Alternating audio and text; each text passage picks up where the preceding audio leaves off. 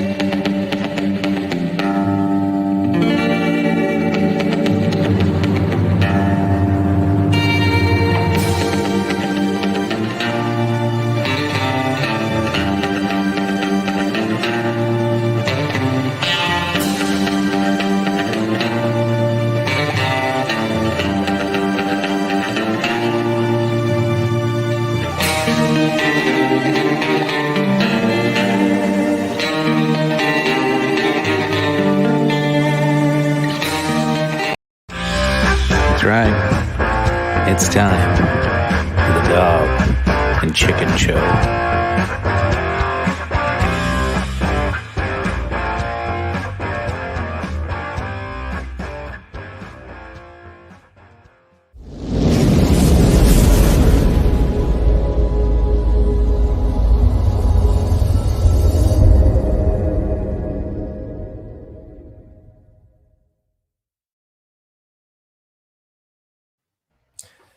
Welcome, one and all, to the Dog and Chicken Show, the third edition of Poultry Free. But this, folks, is episode 81. Welcome, welcome. Come on in. Big Buckin' Empire, the Dog and Chicken Show. We are going to get into all of the issues of the day. I am the devilishly handsome outlaw himself, your King of Extreme, Phil KOE. You can find me at KOE Nation on YouTube and Twitch. Be sure to like, share, subscribe, and follow me there. You know it's the right thing to do. But we are here live at Big Buckin' Empire. Thank you all for being here. Thank you all for joining us. And I am joined this evening by my indomitable broadcast partner, the one, the only, the 9-time champ, Tony fucking G. As always, like, share, subscribe, because damn it, everybody needs to get in on this awesomeness, and it's just starting, folks. Here we are, episode 81. We are sans chicken. We are poultry free again. Justin, Chris, what's up, guys? Not much. What's up with you? And oh, we have a Twitch commenter, Shaquille Oatmeal, the King, KOE. Yes. Thank you for joining us, Shaquille Oatmeal. If I may, folks, you are here for another historical event. The first ever KOE Nation Dog and Chicken Show Big Buckin' Empire simulcast. You were here to see it. I mean, this is way more historic than even the first ever Raw Nitro simulcast. This one will be one that will echo into the history much farther. It might be a very small corner of history that not very many people are familiar with, but history nonetheless, folks. But no, this will be one of those things that are echoed through the ages. So thank you, all of my Twitch streamers, all of my Twitch followers.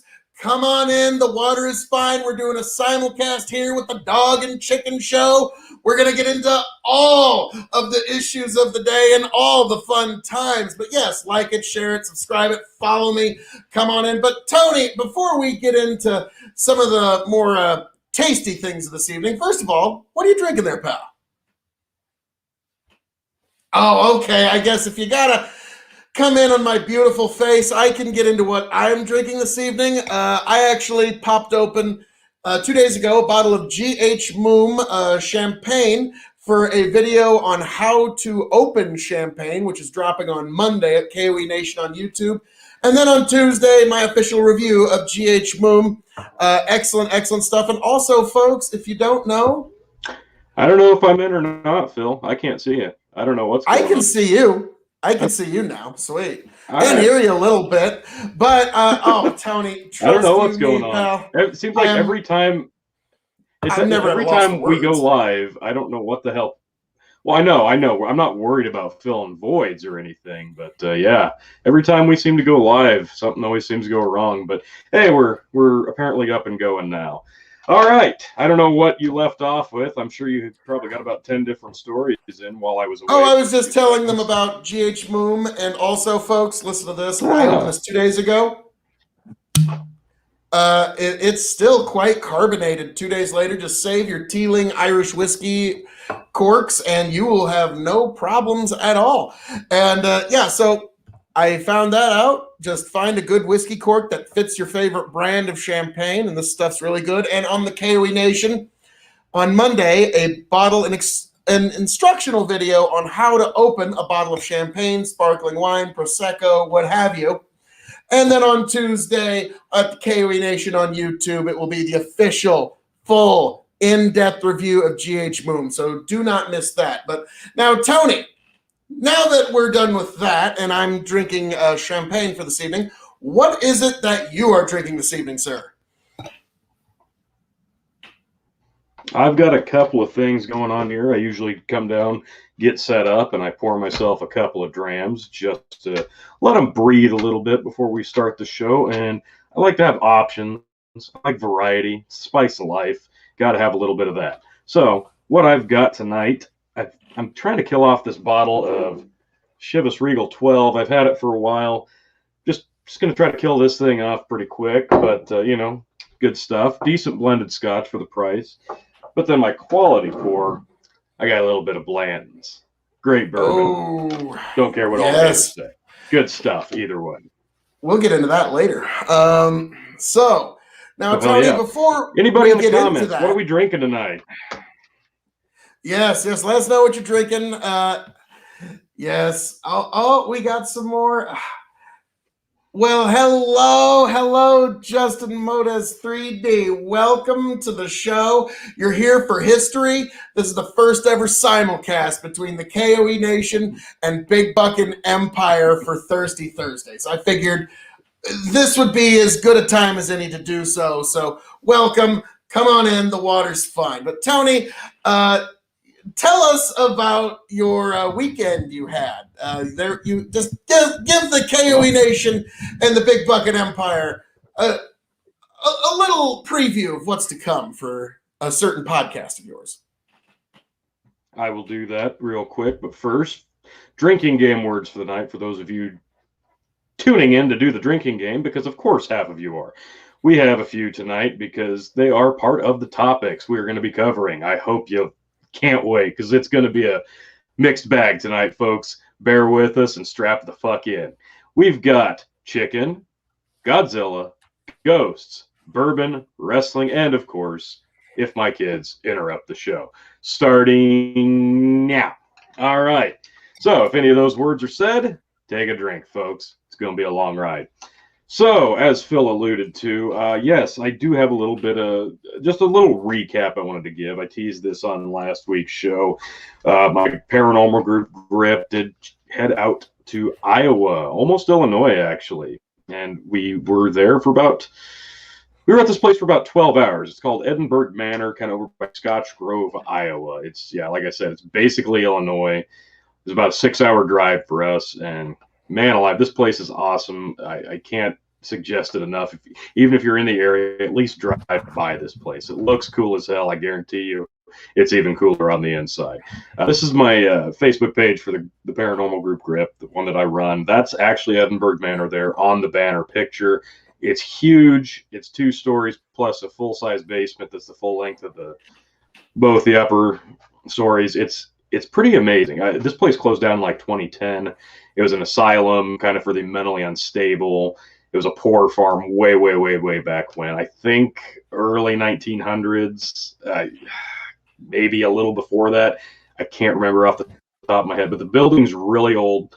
Like I said, it closed down in 2010, and it looks like it survived a lot of those OSHA inspections. It probably lasted long past its true potential of being a business. But this thing it's really impressive. It's kind of out in the middle of nowhere, and regardless of your thoughts on the paranormal, it's just a really interesting place. It's a really cool building, and like I said, we were there for at least 12 hours, and we made the most of it. We have a ton of footage and audio and video to go over, and I'm pretty deep into it. But so far, I've got a lot of cool stuff. I'm really looking forward to sharing. Got a bunch of pictures, bunch of video, bunch of audio. All that stuff's going to be available on the Facebook page, of course, on our YouTube channel there as well. So anybody interested in the paranormal, or even if you don't believe in it but you want to get a kick out of it, come over, check us out. Really good time, really fun, really looking forward to sharing all this stuff. And yeah, like I said, updates as much as I can, but really cool stuff coming that way. So make sure to go over there and subscribe, and look forward to that stuff. I'll be honest, I actually accompanied my buddy Tony one time to one of these ghost hunts at Malvern Manor in Iowa. Now, really what had happened is everybody else had kind of fallen out on going to this ghost hunt. So I didn't know if I was like just trying to help out or if I was just a really good friend. I didn't know what was the actual, but I ended up having a pretty good time. It was very fun. During the tour of the house, the cameraman caught a lot of shots of me looking in the camera like this. I don't know about all that. Okay. So yeah, I'm more than a little skeptical on such things, but you know, there's one thing that is still worthwhile in humanity, and that is wonder. So if there's people that are going to try and seek wonder, I say, God bless them, have at it. And I hope they're, you know, may your hunts be fruitful, I suppose, in the future. So that's as nice as I can be, I suppose. So, yes. But well, now, that's perfectly fair. Yeah, you came last year. You went with us to Malvern, Iowa, to the Malvern Manor, and that's another similar type manor, mental institution, so on and so forth type place. But yeah, I think you had a few interesting things happen. But of course, it's not.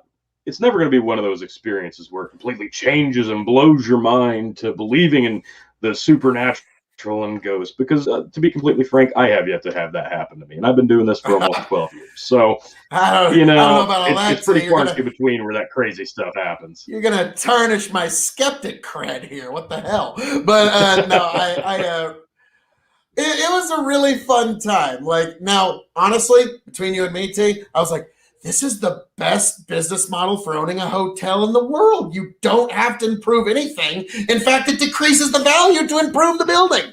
So I was like, wow, brilliant. But all right. Now, Tony, if we can shift gears just a little here. Is that all right? Well, I was just going to say, I mean, speaking of your channel and the videos on your channel, if you want to see Phil on one of these ghost hunts, you can always go over to the KO Nation on YouTube. Let me pop this up real quick because I do have a grab of your YouTube channel, but there is something else that's pretty prominent on your YouTube channel right now. And what would that be, Phil? Right now, it's the hashtag Oliver Strong. If you would please check that out, as you can see it up there. My 8-year-old nephew is actually going through pediatric cancer, and he's got a hell of a fight, but he's doing great. And so if you'd go check that video out, it's got the links to GoFundMe for my nephew and also just the Facebook group for Oliver Strong. If you do that, and that's great if you want to help in any kind of way in that regard. But most importantly, folks, I just need your prayers for that little guy. And so, yes, that's yes. Thank you, Yanked Up Podcast, hashtag Oliver Strong. So, yes, please check that out if you would be oh so very kind, folks. And yes, but and yes, also do that, check out. I'm seeing a lot of other videos here, Phil. Yes. The presidential birthday toast series of Andrew Jackson, and I got President Madison in just under the wire. I literally uploaded it at like 11:16 on his birthday, but that counts. So I got it. And yes, we've got. Let's see. This Happy St. Patrick's Day, which actually a lot of people did really enjoy, from Crested, Jameson Crested, the birthday of Grover Cleveland, and just today we had drop the a Throwback Thursdays with my brother was the secret guest off camera, but you can see his hand come in off camera a couple of times, which I thought's kind of funny. But yes, and also weirdly enough, if you hit most popular on there at KOE Nation on YouTube, my most popular video far and away is Blanton's versus Colonel E.H. Taylor versus Eagle Rare versus Buffalo Trace. How many views that one got, T? 827. Suck it, video. Nice. Oh, you. But no, I'm just saying, hey, folks, help me in the drive to get that one up to 1,000. But sorry. Yeah. I am not impressed. Well, it's interesting because you bring that one up, that bourbon video where was it 4 different from the Buffalo Trace Distillery? What was that video for, Phil? Well, that was the opening round of the bourbon tournament right here at the KOE Nation. You're going to get to see, and this is a little preview for all of you here that happen to be here. This is going to be a preview of the bourbon tournament, our Sweet 16. So we're just getting the preview out of the way right now. And when Tony comes over this Sunday, we're going to get the brackets finalized and we're going to get started on it. And we're going to try and align the finals. So when Chicken's here, so Chicken can be here for at least the final round, if nothing else. And maybe we'll see what we can do. But now, Tony, as much as I hate to say, well, we'll find a way to make it work. First, the tall ones that can't fit in my cabinet.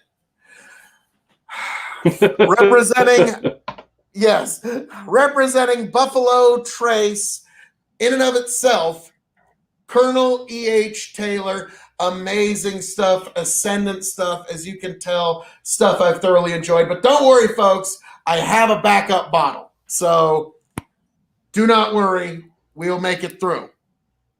But I regret to inform that this bottle may have to be sacrificed to the tournament. Next, the other bottle that cannot fit in my cabinet. Loop River Distillery, Nebraska Straight Bourbon Whiskey, the local boy. It's going to be going up against the other 16. We'll see how far the local boy can make it, folks. This is made from water from the Ogallala Aquifer, so I'm really looking forward to seeing that. Now, all right, now I'm getting into the actual cabinet. Oh, boy. You knew the rare horse was coming. You knew it was coming, folks. Blanton's is going to be in the tournament. That one, I'm going to be honest, got to buy. It got to buy just because everyone's going to want to see it in the tournament. So I'm adding it to the tournament. So, yes, Blanton's. In fact, one moment. Let me get the camera down just a frit more so you can see those beautiful bottles. That's a necessary adjustment, I believe. All right. I think that was worth that was worth the wait, folks, wasn't it? Yes. All right. Now, and folks, come on in. Clearly. Water's fine. Don't worry about it. Also, it's going to be Four Roses small batch. An excellent bourbon. We'll see how far that one gets. Turns out a lot of whiskeys source their whiskey from Four Roses. Even some Bullet is sourced from Four Roses. So I didn't know that, but really, I know that. Yeah. I did not know that. I'm actually a little surprised by that because Bullet's actually a lot harsher than some of those Four Roses. Yeah, well, I imagine distilleries save the best stuff for themselves. So No. But actually, and also some of the older stuff, like the 10-year, turns out that was sourced from Ancient Age, Buffalo Trace. So the 10-year stuff is Buffalo Trace aged 10 years in one manner of thinking. So that's probably why people love it so much. God. Oh, and by the way, you're welcome, Bullet. I just sold out your stock of 10-year the minute people find that out. Beer, Wine, and Spirits, Woodford Reserve Double Oak. That one's making it in. I mean, it's a must. T, you've got a bottle, don't you? Mm. Yeah, I agree. That's a fantastic bottle there, Phil. Yeah, that's going to be the dark horse of the tourney. We'll see how see how that one turns out. As is that Blanton's, good sir. Yes, very true. I think I'm just going to go have a little drink of that myself. I'll just start whacking them out, getting them out here 2 at a time. Jim Beam Black, one that really shocks me, and even now when I just take a nose of it, a lot of caramel on that. So this one's sticky sweet, and the cheapest one on the whole list. So if this is this is really the best you can afford. You're really not underserved. It's only $17 a bottle. So Jim Beam Black, if you're on a budget, that would be the way to go. You got to throw in the Turkey 101. It's got to make it. Oh, and it's just the Phil show. It's so beautiful. Welcome to the Phil show. It's really the best show. There's no show that's better than the show that. Hey T. Hey man. Hey. So anyways, all right. Now we're getting into the nitty gritty here, folks. The aforementioned Bullet 10-year, which is actually sourced ancient age, Buffalo Trace, aged 10 years.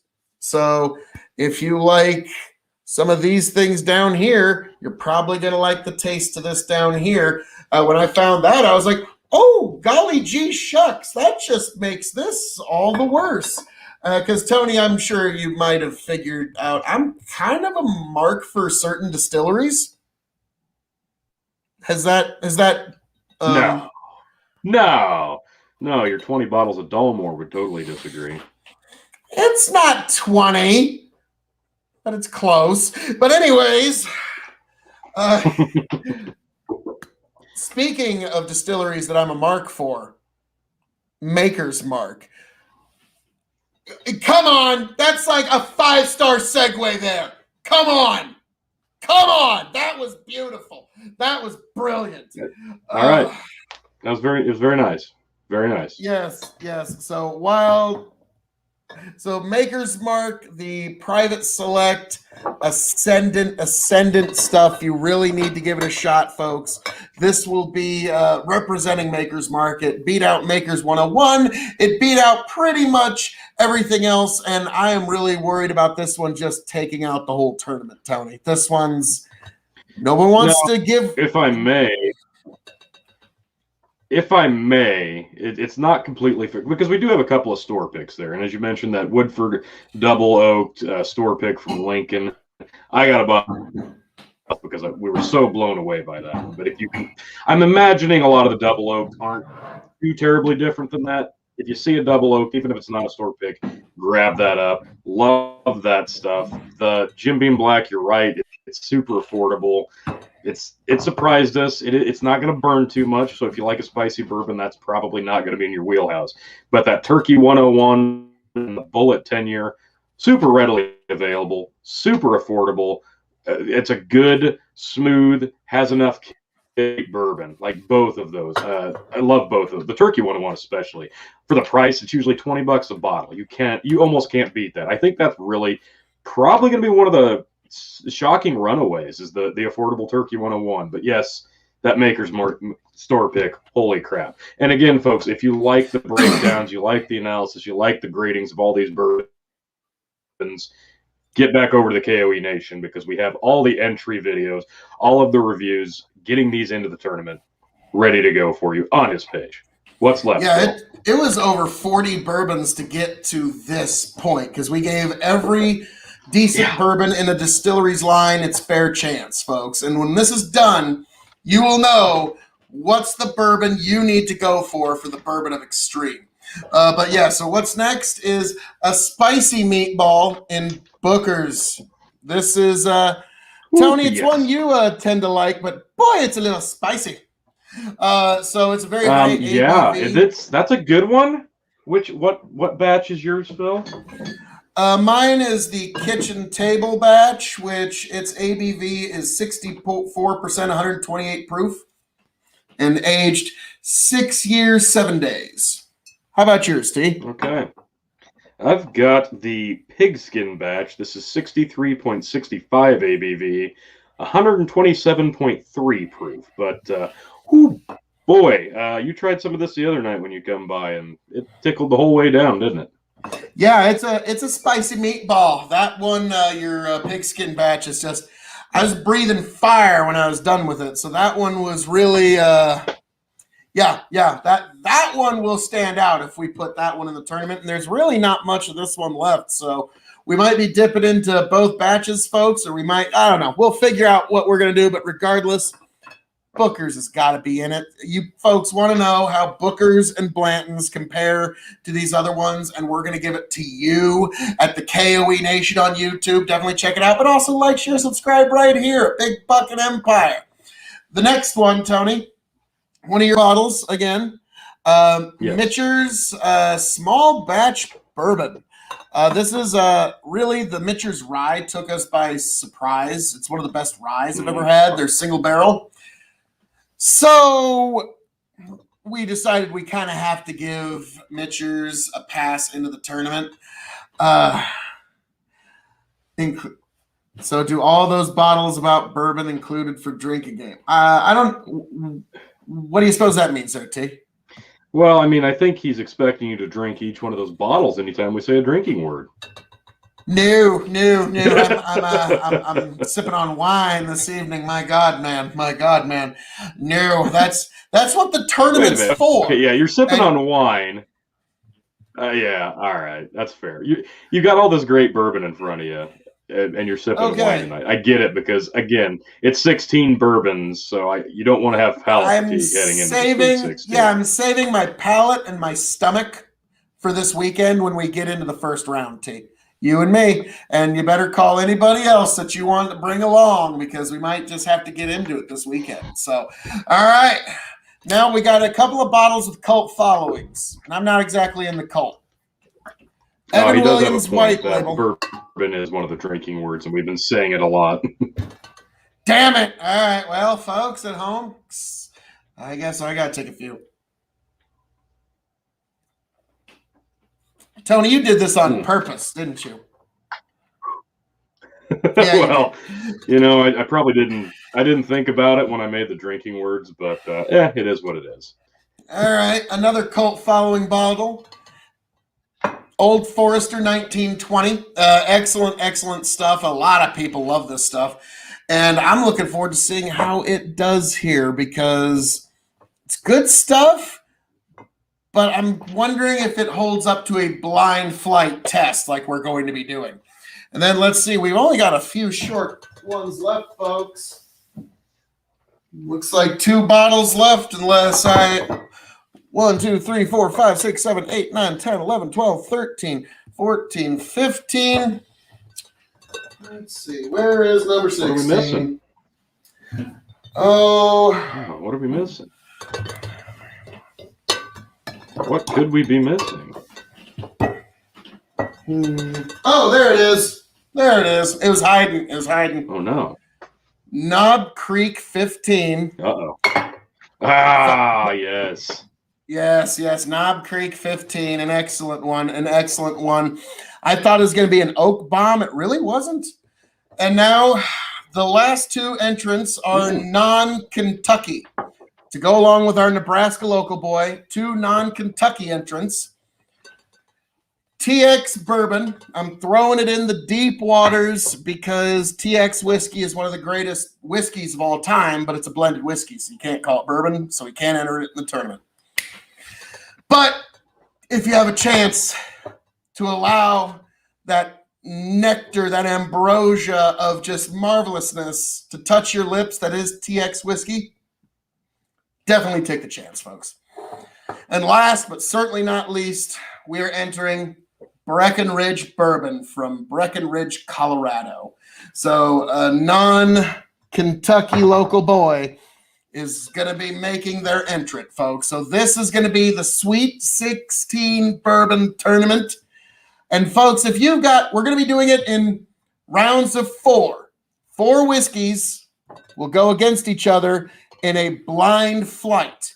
And me, Tony, and anybody else who can happen to get here will be the judges to decide what will be the bourbon of extreme. So, folks, out of these whiskeys, if there's any kind of matchup of these 4 you'd like to see, let us know in the comments. I would love,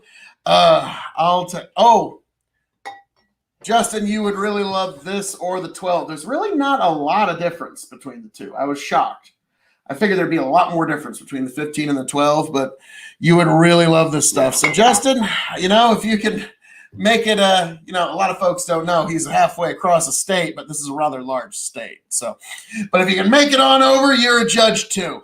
But yes, folks, these are the 16, and I'm going to start to put them away one at a time. And as I do, going to recap so that you know who was the representative. Maker's Mark, Store Pick, Private Select, Ascendant Stuff. Get your hands on a bottle while you still can. Booker's Bourbon, Fiery Spicy Meatball. We'll see how it goes, folks. Mitcher's, a sourced dark horse. We'll see how that one ends up in the actual bourbon tournament. I'm skeptical of it, but that's why we're doing it blind. We don't know what we're actually sipping in each glass. There's only one person that's got the paper that knows what's what. So we'll see how this one does.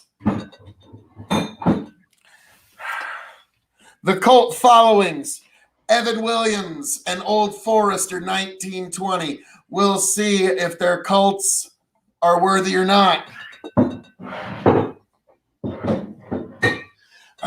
I'm also your Baron of Baldness this evening.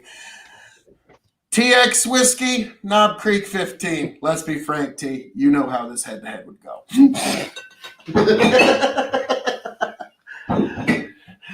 Then, Colorado and Nebraska. I'm thinking we're going to have to put these two in the same bracket, don't you think, T? I don't think. Oh, Tony's got. Oh, I think one of Tony's kids interrupted the show. Everybody drink. Everybody drink. So now it's just the Phil show. Oh, so help you all God. Now you're under Phil's exclusive authority. This is marvelous. So yes, then you got your Bullet 10-year. Excellent stuff. Turns out this is probably Ancient Age or Buffalo Trace. It was aged 10 years. Turkey 101, every God-loving whiskey lover knows this is the stuff you need. Then, the last few here, folks.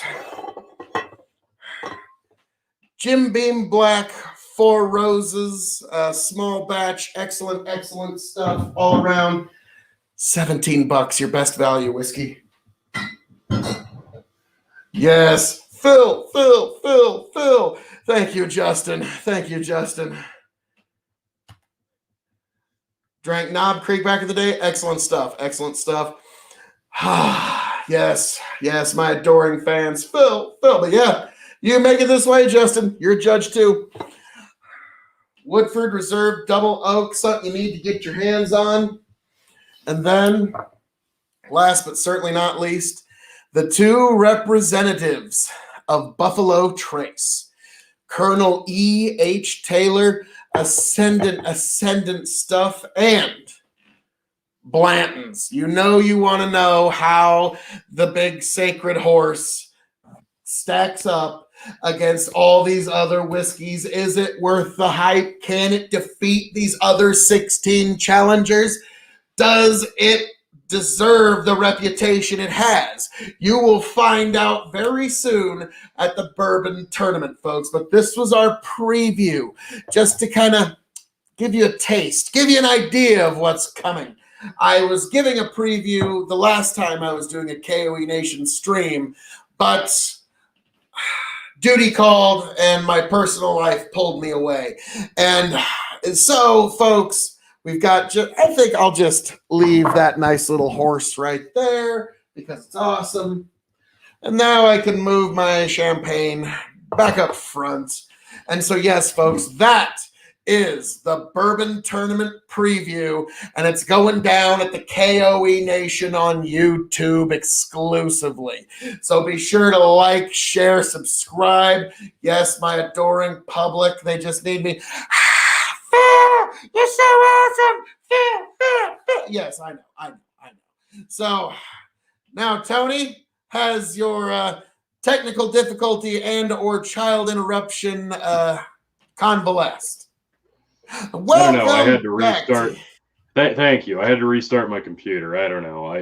Oh wow! Seems like I'm pissed off because last week I was watching it back today. I downloaded episode 80 from last week to pull out the clips and the highlights, and I'm looking at it. I'm like, oh my god! For the first time, maybe in like a year and a half, Phil and I at the same time look and sound fantastic during a live stream or during a show. Like we're both looking good, no pixelation. We sound good. There's no lag. Everything was great.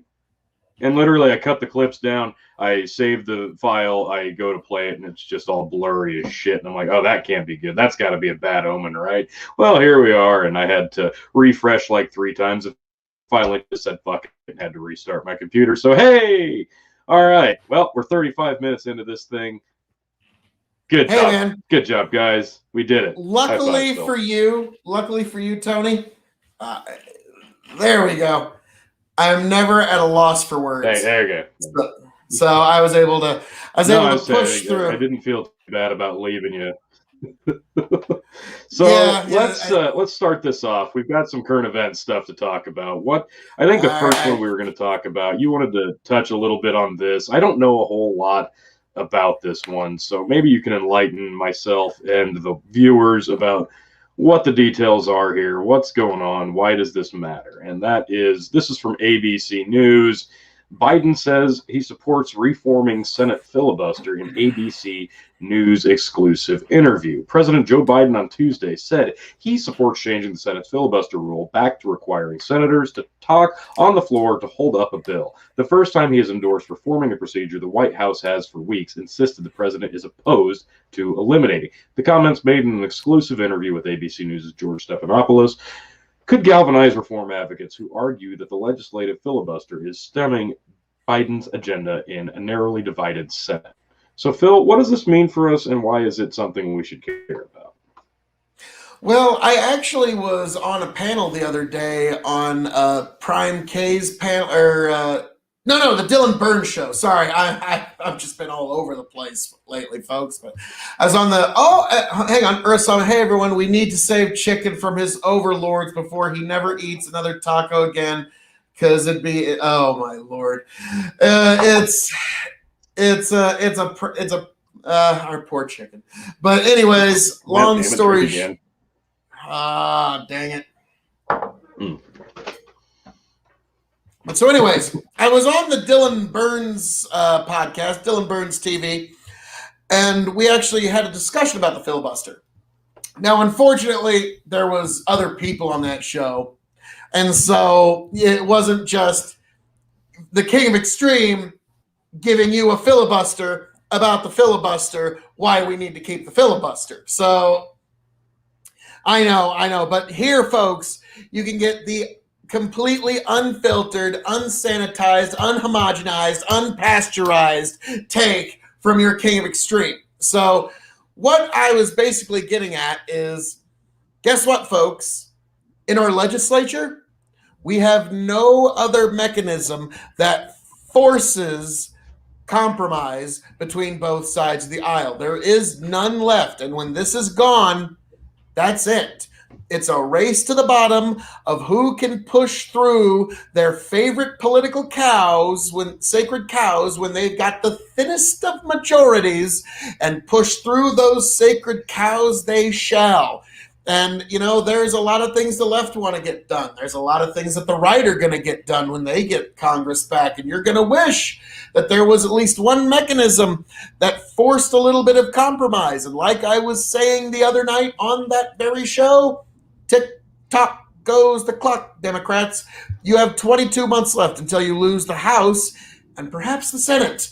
So are you going to, like Mitch McConnell once said, you might live to regret this decision maybe sooner than you think. And also, I can never really resist an opportunity to pull out my awesome Mitch McConnell impression. So I had to really drop it there too. And so that was if I might interject real quick, I do have a question, because I've heard you say this several times, and you allude to this because it's true. 22 months.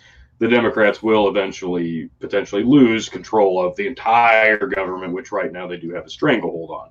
So in those 22 months, you don't feel like there's anything that they're going to be able to do to keep that stranglehold or put some measures forth to maintain that stranglehold? Because 22 months, sure, it doesn't seem like a long time, but it should be enough time for them to push some things through to maintain that stranglehold.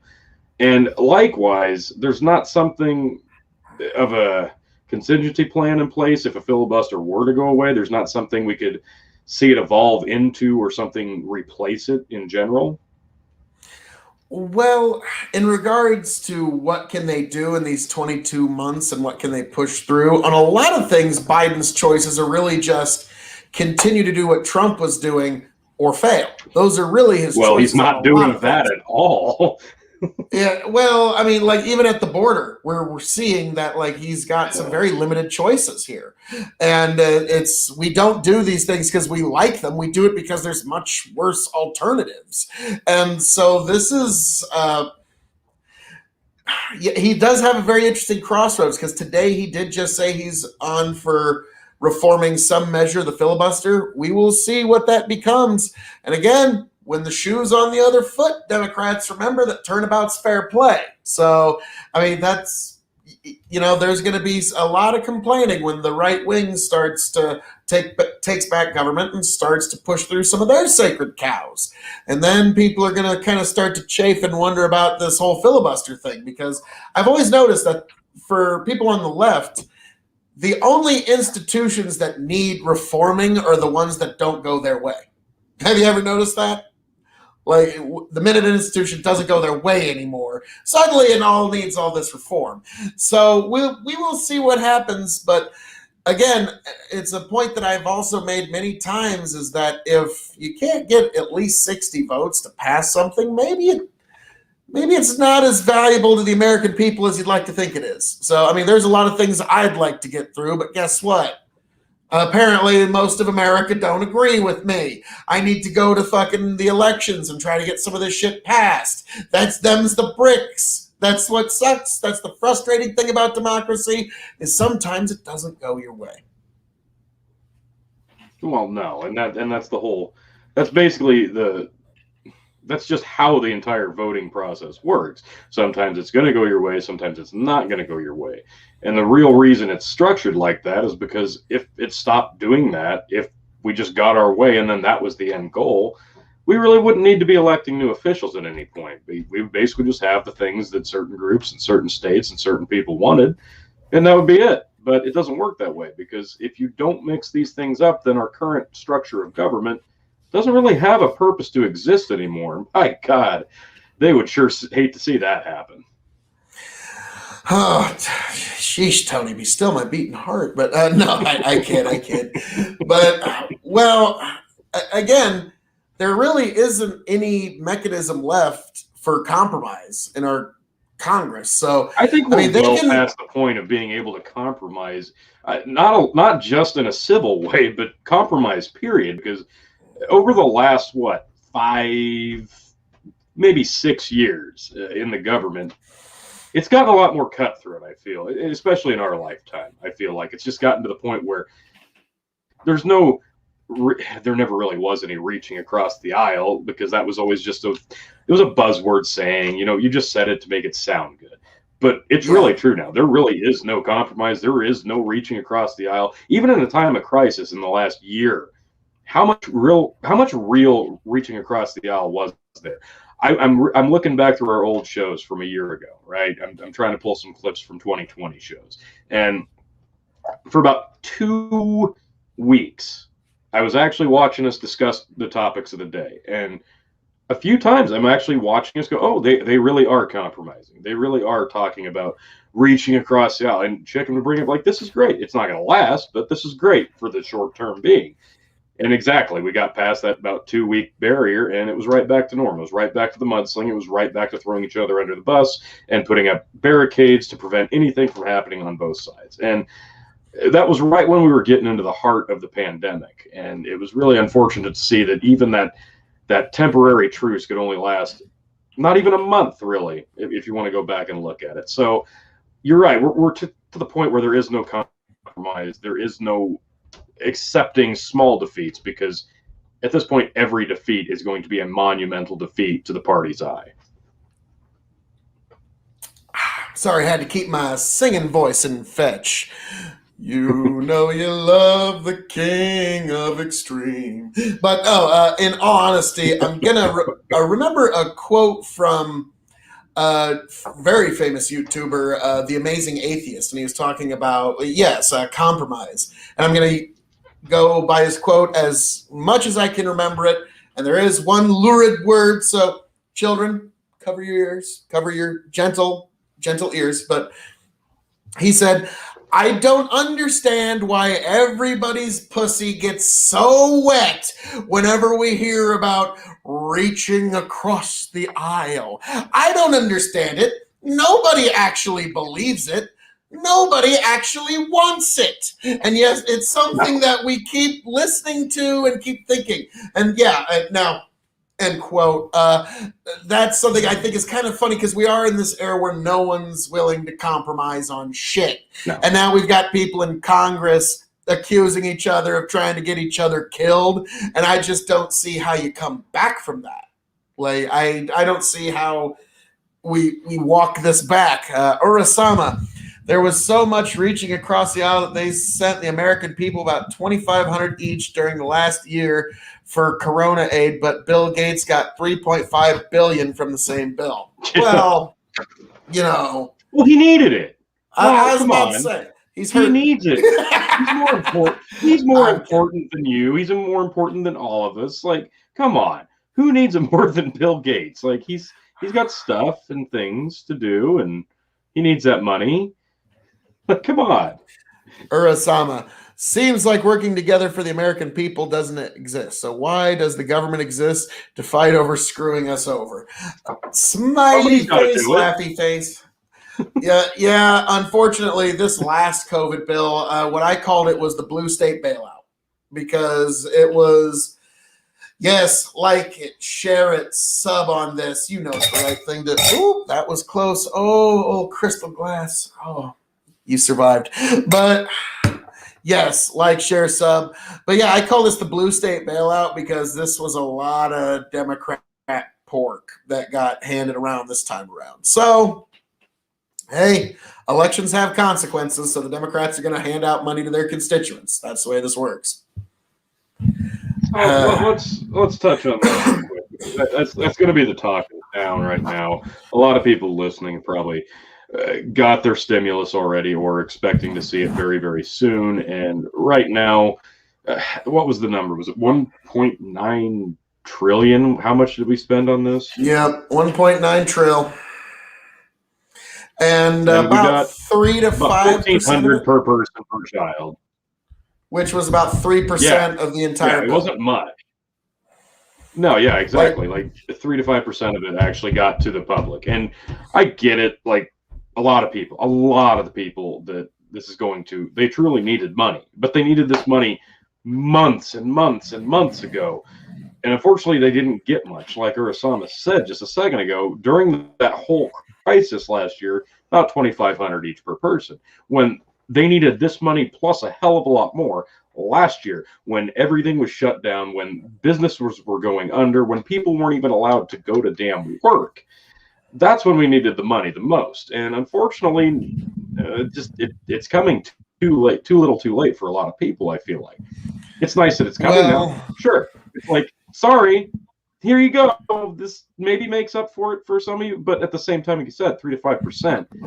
What the hell else was in that $1.9 trillion? Well, Tony, the reason, we all know why the last COVID bill didn't pass until after the election. Nancy Pelosi wanted to get the results she wanted from the election, which means Nancy Pelosi was willing to starve tens of millions of her fellow Americans to get a political outcome. So, folks, any of those anti-Trumpers out there, just remember that this makes Nancy Pelosi a worse this is worse than anything even Trump has been accused of. Who cares if it's true or not? Take the worst thing he's been accused of. This is worse. Okay, and so that's why one of the reasons she's stepping down. It directly affects the people that would be defending her for it.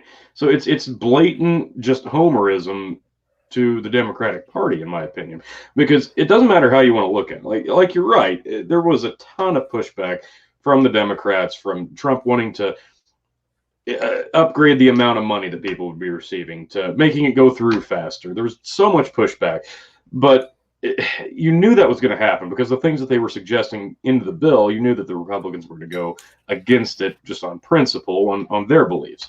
So they got the desired effect there. They made the Republicans look like shit for voting it down that time, or being against it that time. But then when they finally got it through, we saw this last time when we actually got money to go through, like the Kennedys, the Arts Center upgrades in the tune of like millions and millions of dollars. You're seeing the same thing here, the foreign gender studies. And I don't know what all was in this one. I didn't really pay attention to it because at this point, I'm just like, it doesn't matter what they sneak through. They're going to do it anyway. And who's going to be paying that back? Not the people that we're sending money to overseas, not the nonprofits that we're sending money to. It's going to be us. It's going to be us tenfold come tax return. Maybe not this year, maybe not next year, maybe not in 4 years, but at some point we'll be the ones paying it back. So do keep that in mind. But you're right, it did get the desired effect, and it was just unfortunate that it came at such a desperate time for so many Americans when they really truly needed the money. That was the time they took the opportunity to play political chess, not just with our livelihood, but a lot of people's lives. And that's what disgusts me the most. Yeah.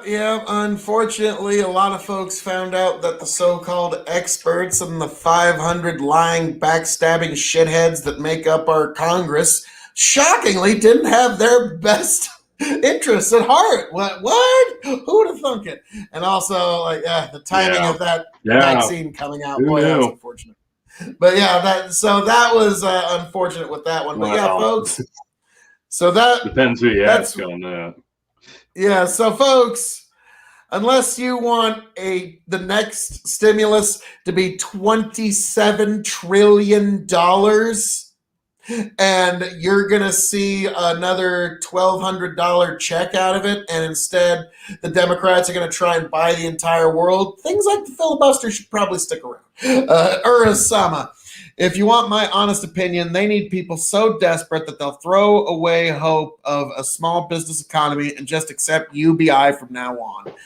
I don't know what to say to that, because we here at the KOE Nation and Big Bucket Empire, we have no room for any such speculations, but just an interesting thing to ruminate on, if you will. But yeah, I found it so weird that Trump did kind of short circuit everybody's brains, and the fact that now Republicans were pushing for universal basic income and Democrats were how are we going to pay for this means testing folks. Like it suddenly became so very weird. Like we all just flipped on, like, just everything flipped. So Tony, you Mr. Centrist, it had to just be goofy for you to watch. It had to just be like, what's goofy, and really in hindsight, what's really goofy to look at is if you look at a lot of the things that Donald Trump was trying to push through, especially that last year of his term. If it was anybody else, some of the things he was pushing to do, everybody in America would have been head over heels for it. But instead of seeing a friendly Elmo puppet saying these things and people be like, oh yeah, that'd be great, let's do that, they're seeing Charles Manson and going, well, it doesn't really matter what he's saying because that's the devil, so I don't care what he's saying, I don't care how good it sounds, I can't go with it out of principle. So but it's so fascinating to look back and see a lot of the things that he was doing, and a lot of the things that he did that just out of, I guess, spite, the executive orders that Biden put through his first 30 days in office, like a record number of them, a lot of them didn't need to be undone for really any discernible reason whatsoever. Like a task force he put together to go after child sex trafficking. Why did that need to go away? What was the point of eliminating that? The decreasing the cost to the consumer on life-saving insulin? Why did we need to get rid of that other than to smite the Republic? I don't get it.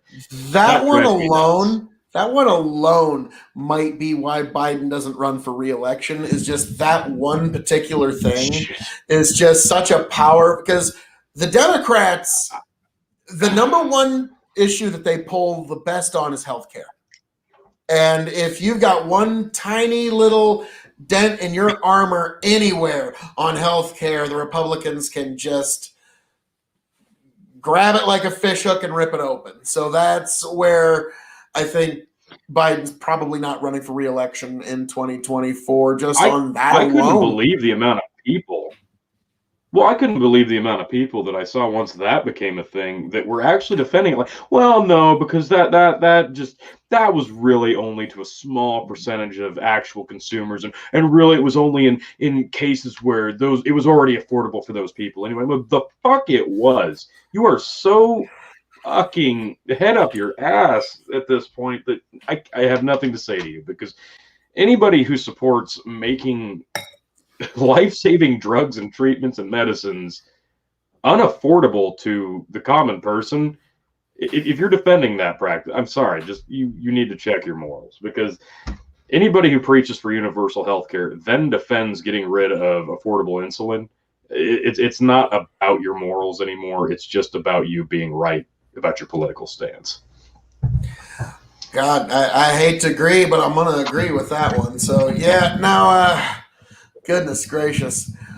And also, Tony, I was a big fan of those bombs and those troops going into Syria. As you know, nobody's a fan of that. Yeah, nobody's a fan of that. Like guys, now again, this is kind of funny. When I was on Dylan Burns TV, Dylan apparently is a huge policy nerd on Syria in particular. Like, that's just his thing. Okay, Really? but he was being quiet during the panel. He was just being the moderator.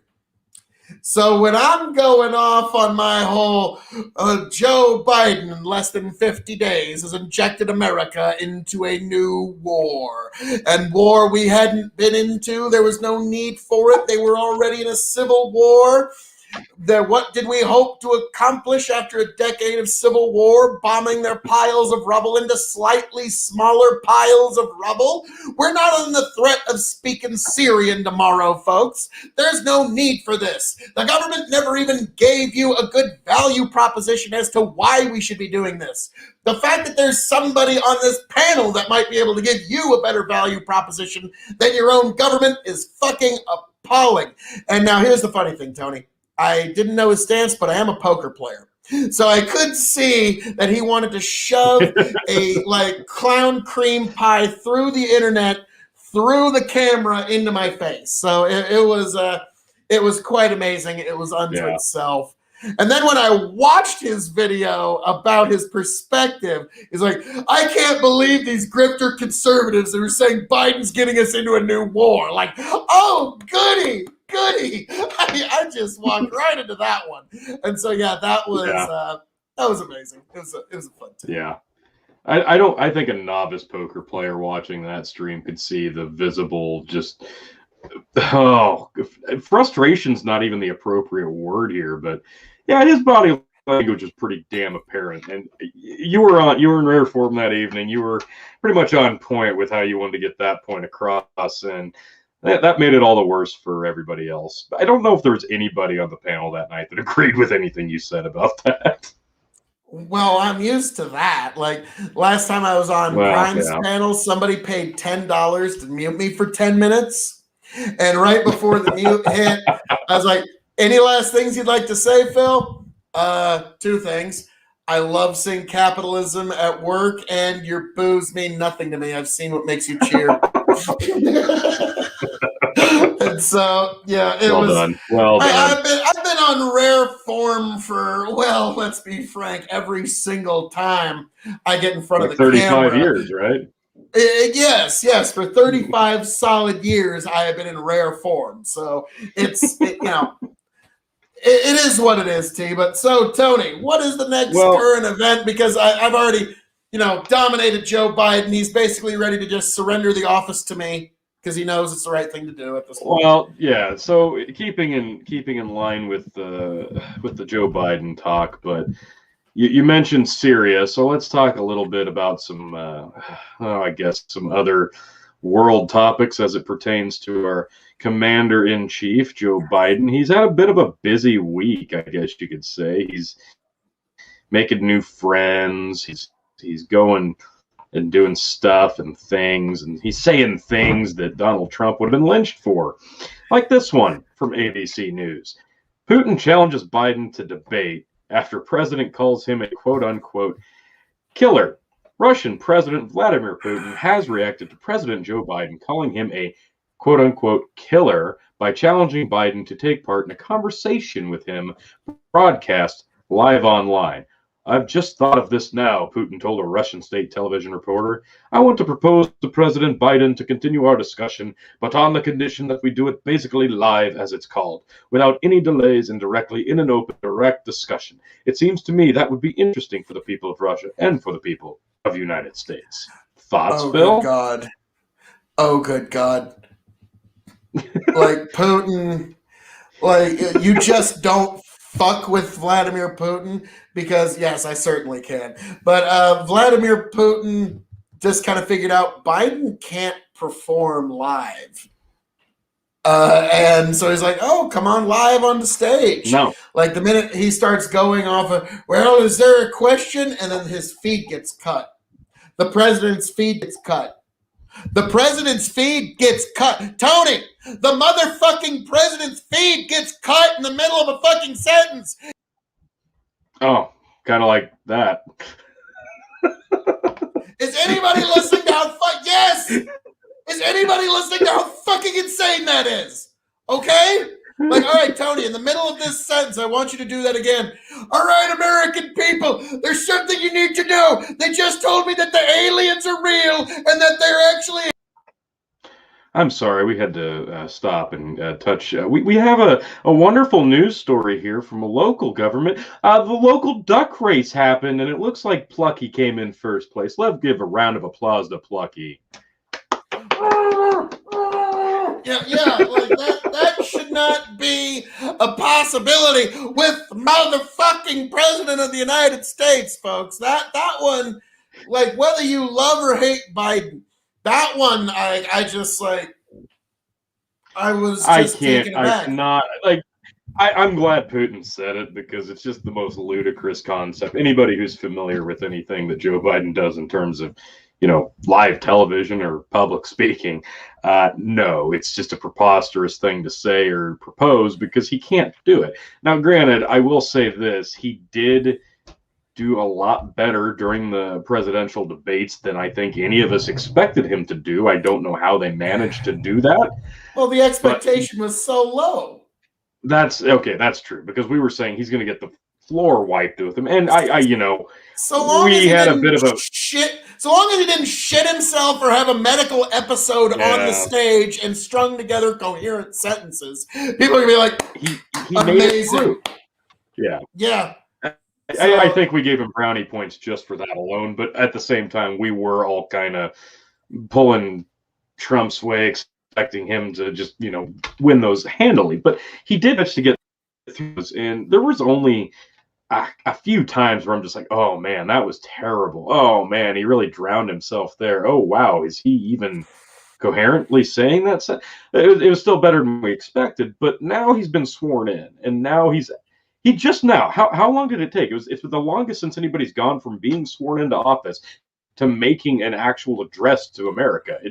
The longest time ever, I think, in a presidential terms history. Am I mistaken here? He finally, just 2 weeks ago, finally addressed America on TV? Yeah, he's not been addressing the American public very often, and certainly not. He hasn't faced the press in any meaningful way without there being some sort of digital barrier. Now, again, that could be by design. I mean, there's a lot of reasons you could do that. So they have plausible deniability. It's a pandemic, yada, yada, yada. But it's like I said earlier, every day Trump is out of office, he's going to start looking a lot better every day. Hell, think of how George W. Bush stacks up now versus his last month in office. Okay? Think about that. Even if you hate him, even if you're one of those folks in the audience that does not like George W. Bush, think about how he stacks up now versus his last month in office when everyone thought he was a soft-headed tit that nearly led our world to ruin. Okay, now he seems kind of almost stately now. Like, at one and again, time, it's I like remember past you speaking presidents of him always much look differently. Yes. I was about to say, but now, like, that's what happens with all past presidents. They always look, that moron we had a couple years ago wasn't nearly as bad as the fucking idiot we got now. Like, I'm sure, even under Biden, it's like, shit, Obama's not even looking that bad now. Like, that's just the way that, hindsight. Hindsight's 2020, Jinx. And nostalgia is always a thing. And revisionist history is always going to be playing into that. But right now, like, the executive orders, the turmoil with foreign nations, it's all being overlooked by a lot of people just because of the stimulus, I think. But once the gleam of that wears off, what are we going to be left with? I think in the immediate future, you're going to be left with pretty high fuel prices. If you look at that, they're higher than they've been in 4 years, probably. I don't know if that's on a national scale, but on a state scale, around here, it's the most expensive it's been in a long damn time. And if we keep doing this stuff, this isn't Donald Trump tweeting at Kim Jong-un. This is Joe Biden calling the president of Russia a killer. Everybody who was pissed off about Trump tweeting stupid shit at people he shouldn't be doing. This isn't a angry kid with a sparkler. This is fucking Russia. So I'm sorry. I thought they were dangerous because that's what the Democrats have been telling us for the last 4 years. Why are we pissing him off again? That's a great idea. But now, if I may, like, there's one thing you got to realize though, Tony, is here's one of the dirty little secrets about our little nuclear war. It's like, I don't know what the exact number is, but it's like Russia has like 3,000 nukes. America has like 2,200 nukes. And most of them probably work. That's one of the other reasons why we haven't hit the button. Because some of them might even blow up in the silo. So that's why we've never had the nuclear exchange we've all been told might have. Because have you ever heard of dud ammunition? Or like, have you ever seen a firework not go off? Now, and I have actually seen that, and I saw it pretty recently. I've seen that, and I've seen it pretty recently. Anybody who's a fan of AEW and watched AEW Revolution, that exploding barbed wire death match the other night, that's kind of like just what you're talking about. Anybody now you know why North Korea won't ever. Yeah, now you know why North Korea won't ever launch, because it might be like AEW's exploding ring. So, now. Well, speaking of North Korea, let's talk about this for a second, because I don't know a whole lot about this, but I keep seeing this pop up on my news feed. Kim Jong-un's powerful sister sends warning to Biden administration as Blinken, Austin arrive in Asia. What can you tell me about this? Because I don't know a whole lot. This is from CNBC. Washington. The powerful sister of North Korea leader Kim Jong-un sent an eerie message to the United States on Tuesday as Biden administration officials arrived for high-level talks in Japan and South Korea. We take this opportunity to warn the new U.S. administration trying hard to give off powder smell in our land, Kim Jo-young said in a statement referencing joint U.S. and South Korean military exercises in the region. If the U.S. wants to sleep in peace for the coming 4 years, it had better refrain from causing a stink at its first step, she added, according to an English translation. So is this kind of more of the same what Donald Trump was enduring his first year in office? No, because Donald Trump was dealing with Kim Jong-un, not Kim Yo-jong. Do you see the difference here, T? And I'm just going to go ahead and say, there is. Kim Yo-jong really does talk like an executive, someone that's in charge of things and at the head of the table, if you will. So just something to keep in mind. So when Joe Biden is making that call to North Korea, wondering where is Kim Jong-un, and where's my slippers? Kim Yo Jong, that might just be who you need to talk to. And for people who are smart enough to know what I'm saying, and also Tony, when I did this, I had a life comes at you fast moment last week when you told me that kids don't do this when they do the phone thing; they do this, and that was wow. Yeah, everybody watching right now, go ask your kid to pick up a pretend phone. They're not going to go like that. It's very sobering.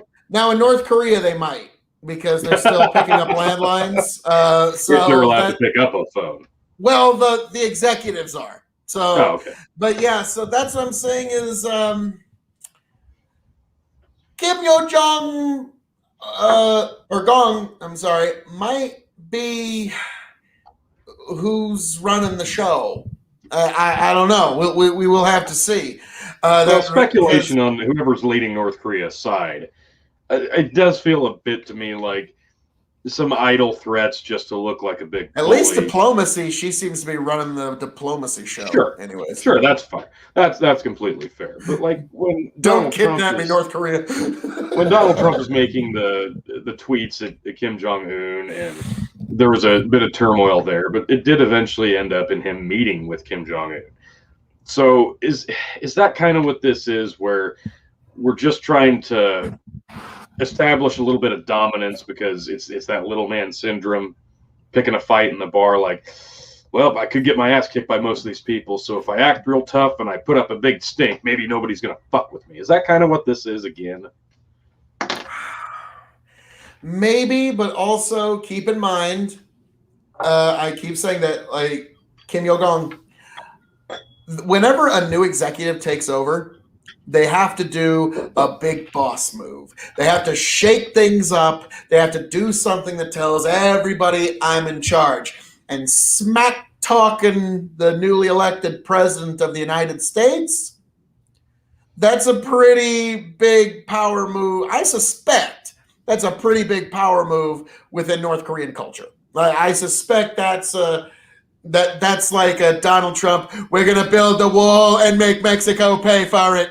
Like, I could be wrong, but I think that's very going to be well received. And I think that might be, like I said, a new executive move. So, but that remains to be seen. Now, it's unfortunate because the previous administration had made some really good strides in getting some actual peace in that region. And, they might even have a missile that could almost kind of sort of reach Hawaii, maybe, if it worked. So that's one reason we need to keep good peace. But actually, forget their nuke.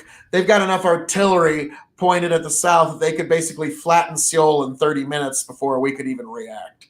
And that's like 15 million people, or at least 5. I forget how many millions live at Seoul, but yeah, it's a good chunk of folk that live there, and they could just flatten it in 15 minutes with artillery alone, or about a half hour, to be frank.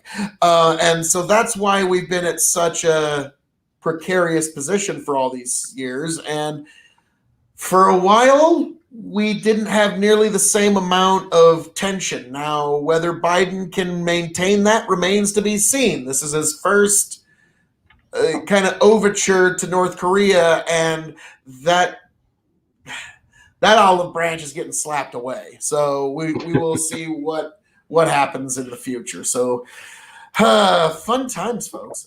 And I don't know about fun, but it's definitely tense. Like, we're still clearly in we're still dealing with a bunch of turmoil. We're still dealing with a bunch of crisis among our own borders, and at least we're seeing a little bit of relief. The people that do need these stimulus checks that are getting them, I just want to say, please, even if it's well past the point of you needing it during desperate times, if you're receiving these things, be smart with this money. Like, this is something that you're getting. This is something that you're not always going to get. This is not just like your tax return. Like, we're getting it during tax return season. So people right now have a bunch of money coming in. As the country starts to open back up, don't go overboard spending this in places you absolutely don't need. Take this opportunity, if you don't need it to resustain yourself, take this opportunity to put it towards something that you truly need. Pay off some credit cards, pay off some debt, put it aside for a rainy day, buy a vehicle, make some repairs, do an upgrade that you've been putting off. Treat yourself, but at the same time, don't waste it on something you probably don't need. Sure, have some fun if you have the means to do it, but at the same time, be smart with your money. And I know there's a lot of tempting things in the stock market. I know a lot of the folks in the big buck and empire community have been talking stocks much more recently, so it's very tempting. But be wise with any extra money that's coming your way right now, because again, things could change drastically in the blink of an eye, and we found that out firsthand a little over a year ago. So don't do anything that you're going to regret 6 months from now, is all I'm saying. Be wise. I was about to say, not to be construed as actual investment advice. No, I'll take that debate. That is good and solid advice, damn it. But yeah, just anything. That's just always a good disclaimer to throw out there. But the stonks. Models 14. Money well spent. I like that. You know what? A good suit, as long as you're going to maintain it, is a solid investment, because who doesn't look good in a suit? To score a 10 would be just fine, but I'd rather be just to the nines. It's a thing you can't dispute. Nothing suits me like a suit. Ah, yes. Well said. All right. So at this point, Phil, I know you've been giddy to talk about this. Let's dive in. Are we going new or old first? Let's go with new. So, folks, all right, on the 25th of this month, I am absolutely stoked for it. The new Godzilla versus King Kong movie is coming out, and it's going to be fucking amazing. I am so looking forward to this. My daughter and I are actually going to go see it the day after it comes out. I'm really excited. And we're going to finally set right the wrongs of 1962, because I am on Team Zilla this time. Godzilla is coming in, and he's going to lay the smack down on that Rudy Poo candy-ass jabroni overgrown chimpanzee King Kong, and finally show who's the real king of the monsters. So, So I am totally stoked for this movie. I am looking forward to it. Yeah, Kong's got his little axe and what have you, but we got Godzilla. He's got the atomic breath. What could you possibly hope to even accomplish against that? But Tony G, you and I actually watched the original the other day, and now we're getting ready for this new one. I'm curious, between King Kong, Godzilla, 2021, I'm wanting your analysis, the fight analysis. Who do you got in this epic battle? What's the strengths, the weaknesses, and why? Real quick, there was someone that says Godzilla rocks, but they need a remake of Gamera the Turtle. Oh, Gamera! Yes. I was hoping he would show up in King of the Monsters. Barney Yanked Up says, "Oh, Barney and Curious George." That's pretty good, actually. Nice. I did. That was from the meme the other day. The new Godzilla versus Kong looks lit. It was Barney and Curious George. That was actually pretty good. Godzilla's gonna mess up King Kong easy, says Urasama. Okay, so let's talk about this. Who's gonna win? The real. I'm almost expecting a schmaz finish. Those in the wrestling business know that it's a double DQ, double count out, double screw job, whatever.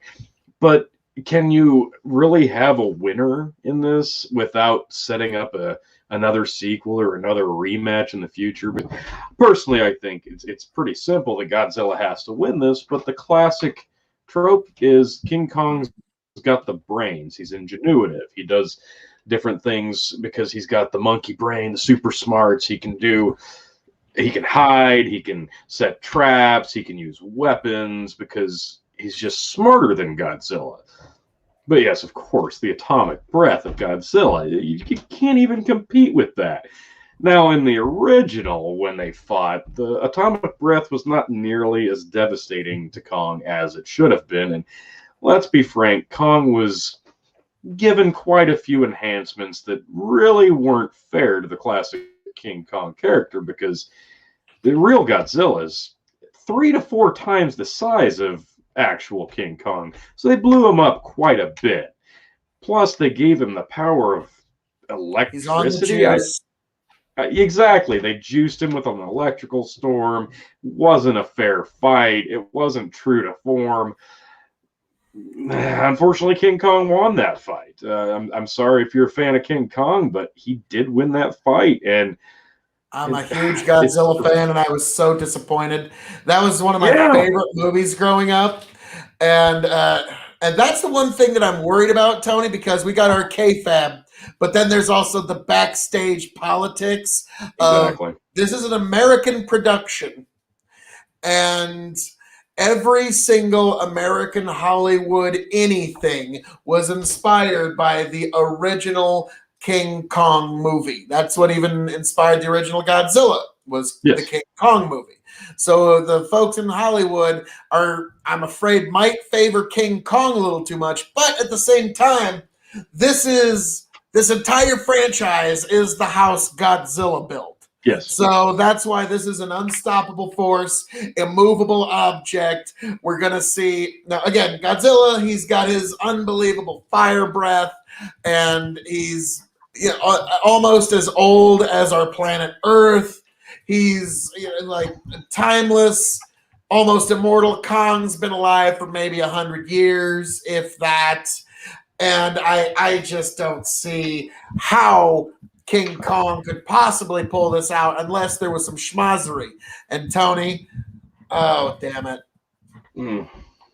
Yeah. Yeah, I did make that a drinking game word, and I don't know why. I'm apologizing.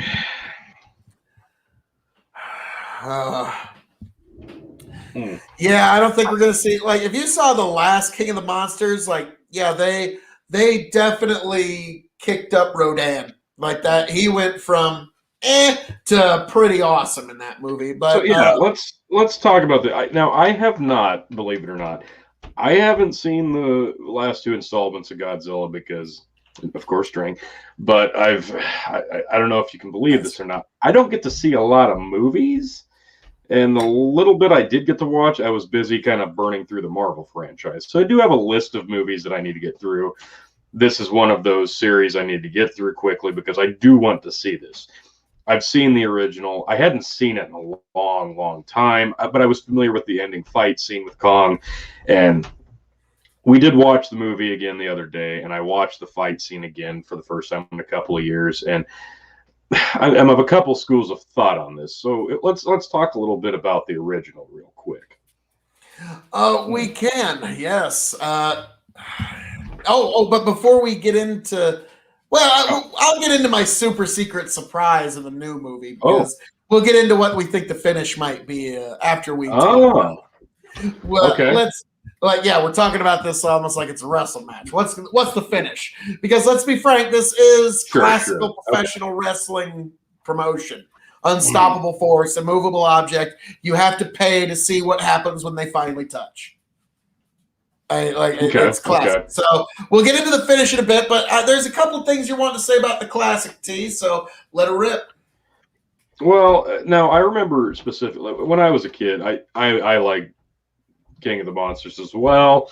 I enjoyed it, probably not to the extent that you did, but I enjoyed reading the books that we had available in our elementary library about it. And I remember reading a specific book that kind of dove into how they made the movies. It showed some of the behind the scenes stuff, how they did the puppets and the costumes, and just the process of making the original movies, and talked about some of the big fights, some of the big epic rivalries that he had with some other monsters. And I remember specifically the Kong movie, and this was published in print in a book that I read several times as a kid. This big idea that there were 2 different endings to the original movie, and that was that in Japan Godzilla won, and in America King Kong won. That's actually not true. In both movies, both versions of the movie, King Kong does win. And that blew me away the first time I read that, because for 20 some years I was under the impression that there were two alternate versions. Look it up on YouTube. You will not find another alternate version where, again, Godzilla wins. And that is going to be set right when this new movie comes out, because I think the reason that I don't even know, it's not even a Mandela effect, it's just like a weird rumor that got started, is because there was a divided audience. Some people wanted Kong to win, some people wanted Godzilla to win. So a lot of Americans thought, well, surely in the Japanese version Godzilla won, right? And so that's where I believe that, I suppose you could even call it a wives' tale, got started. So that was, unfortunately, no, there is no Japanese version. So, all right. I wouldn't mind seeing Godzilla versus Giant Randall from Clerks. Wow. And we got drinking. Salsa shark? What? No. What? No. What? So, okay, other than King Kong, who were some of your, before we get into the original, who were some of the favorite Godzilla villains that you enjoyed the most? Drink. Obviously, King Ghidorah. I even remember a couple of movies where he was called Ghidra. Yes. And let me think here. Rodan was a classic. Also, Gamera and Megadon. I remember there was one that, Gamera and Megadon were like really big. God, I can't remember the one with the hook hands. And they were also the same studio. Toho made a movie I really liked, Clash of the Gargantuans, or I think it was Battle of the Gargantuans. Wow.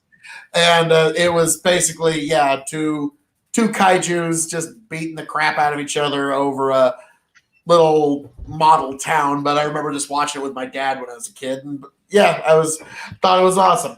So I've always been into kaiju movies when I was a kid. I didn't know that's what they were. To me, they were just, get ready to drink, Godzilla movies. And maybe they didn't have Godzilla in them. I know exactly what you're talking about. I also was a fan of King Ghidorah, the three-headed dragon. Amazing character. Like, that's just visually, that's one of the greatest movie monsters in history. Fight me, I don't care. That thing looks incredible. Obviously, Mechagodzilla, the robot version. Holy crap, that thing's amazing. It's gorgeous. The one with the hook hands that you're thinking of, Gigan. Yes, Gigan. Yeah, and that one was awesome. I owned the VHS 2 movie pack of Mechagodzilla and the Gigan, where Ghidorah also makes an appearance. So those were three of my favorites because I had them on tape. So yes, great stuff. And I know I don't want to spoil anything for myself, but I know Ghidorah makes an appearance in the last one. So I'm interested to see what other monsters are incorporated into the Kong movie and what they could potentially be setting up for in the coming films. But yes, this is an American production, so I don't think there's any homerism into who needs to win this fight. I think really it just boils down to, Godzilla needs to win this fucking fight, damn it. Probably. Now, are there any other facts you'd like to get into before we get into the finish?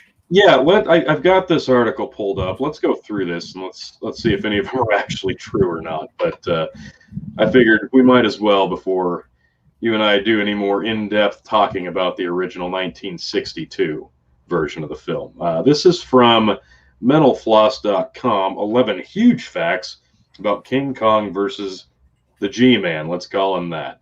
And here you can see the climax of the film. Now, keep in mind, this is classic drink Godzilla in his original form. He looks badass and always in any iteration he's been in. King Kong, on the other hand, I'm sorry, King Kong looked like shit in this movie. Like, that was a terrible costume. The mask was almost unsettling to look at. Am I wrong? Maybe a little. He looks like a giant turd. He looks like a what? A giant turd. He looks like a monkey with a turd thrown on his face. Yes. And that was another thing with the original that really threw me off: the size disparity. Not for Godzilla, Drink, but King Kong. Scene to scene to scene to scene. They couldn't figure out how big he was. Like at one point, he's holding a human, and it just kind of fit very nicely in his hand. They'd cut to another scene. The human was barely a thimble. Once was a Barbie-sized figure in his hand, was now a thimble size. And then when he actually fight Drink again, Godzilla, the size would change drastically. It took me out of the movie a little bit, which is pretty preposterous to say, if I'm being honest. I was about to say, Tony, when you're watching a King Kong Godzilla 1960s Toho Showa era movie, suspension of disbelief is kind of a necessity. Urasama, Phil, when I was a kid, I was obsessed with Battle of the Gargantuans. Yeah, it was awesome. And also, they recycle a lot of the footage from that into different movies. Yep, showed his age. He had VHS. Yeah. Tony had VHS going. Yeah. But all right, let's get into some of these facts. Number one, originally King Kong was supposed to do battle with a Frankenstein monster. I actually remember this one. I think that's true because the original script of the original movie, this version of it anyway, was set up for King Kong to face Frankenstein. But the studio, if I'm not mistaken, before I even read this paragraph, they sold the script or they just kind of shelved it and then repurposed it once the rights to the idea got sold. Released by RKO in 1933, the first King Kong movie used stop-motion effects provided by the great Willis O'Brien after some other projects fell through. O'Brien wrote a treatment for a new sequel he called King Kong vs. Frankenstein, alternate title King Kong vs. the Ginkgo. In O'Brien's original story, the great ape fights a monster who had been stitched together from various animal parts by a member of the Frankenstein family. Producer Beck agreed to see if anyone was interested in buying the script, ultimately sold it to Toho Studios without telling O'Brien. Toho decided to replace Frankenbeast with their own character, Godzilla. Of course, Drink. And the rest is history. And that now explains why electricity was Kong's secret power. They just kind of left it in the script, I guess. Which I never understood why that was his power as a kid, but I never really cared. Yeah, agreed. It does make a lot more sense, understanding that. But I don't know. If you just knew King Kong for being King Kong, it felt out of place. But that does make sense 20, 30 years later. Number two, King Kong vs. Godzilla was the first movie to depict either King Kong or Godzilla in color. Yeah, that's true. That's absolutely true. Strange to think, but yeah, that is absolutely true. Drink twice. It's probably why King Kong looked not that great, because this was the first time the studio had to deal with actually, we got to have vibrant color now? Oh, great. It is strange, but yes, he did look much different in color. Number three, director Honda satirized the TV industry in King Kong versus Godzilla. I guess, let's see. Honda, the visionary director behind Godzilla, Rodan, and Mothra, used the movie to comment on pop culture. The plot gets going when the head of a Japanese pharmaceutical company decides that kidnapping Kong would be a great way to boost ratings for the TV show he sponsors. That's true. While we were watching that the other day, there were some very unsettling, let's call them parallels for the world around us right now, where big business, big pharma, and TV ratings were kind of a big staple in the original story. So, yeah, 1962 to 2021. Not a whole lot's changed, has it? No. And, dang it, T. Unfortunately, you weren't zoomed in to see it. I shook up the champagne and it popped the Teeling cork right off. So I'm sure the folks at home heard it though. So that I was wondering what that was. Okay, well now we that know. Was spoiler that alert. Was me you watch listening on audio. Yep. Hey, but that's not the first time this fine Italian suit's been soaked in champagne. So it's not even a thing. Number 4, stop motion animation was used sparingly in the movie. Now, I don't think that's really 11 facts you didn't know, but hey, to each their own, I guess. Yeah, stop motion was still a thing in '62. Who would have thought? Number 5, King Kong went through a few redesigns for the movie. Really? What were the ones that were rejected? Really? I was gonna say, like, what ended up on the chopping room floor, because the finished product looked pretty fucking awful. Stephen Rival's 1998 book, Japan's Favorite Monstar, the unauthorized biography of the Big G, I should just say that from now on, describe an early concept model built by Tsuburara's team as a somewhat cute and cuddly ape who looked fat with coarse hair and long legs and arms.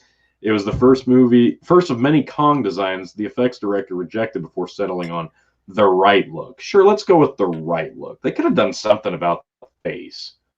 I'm sorry, the face was just no, not good. Yeah, King Kong versus.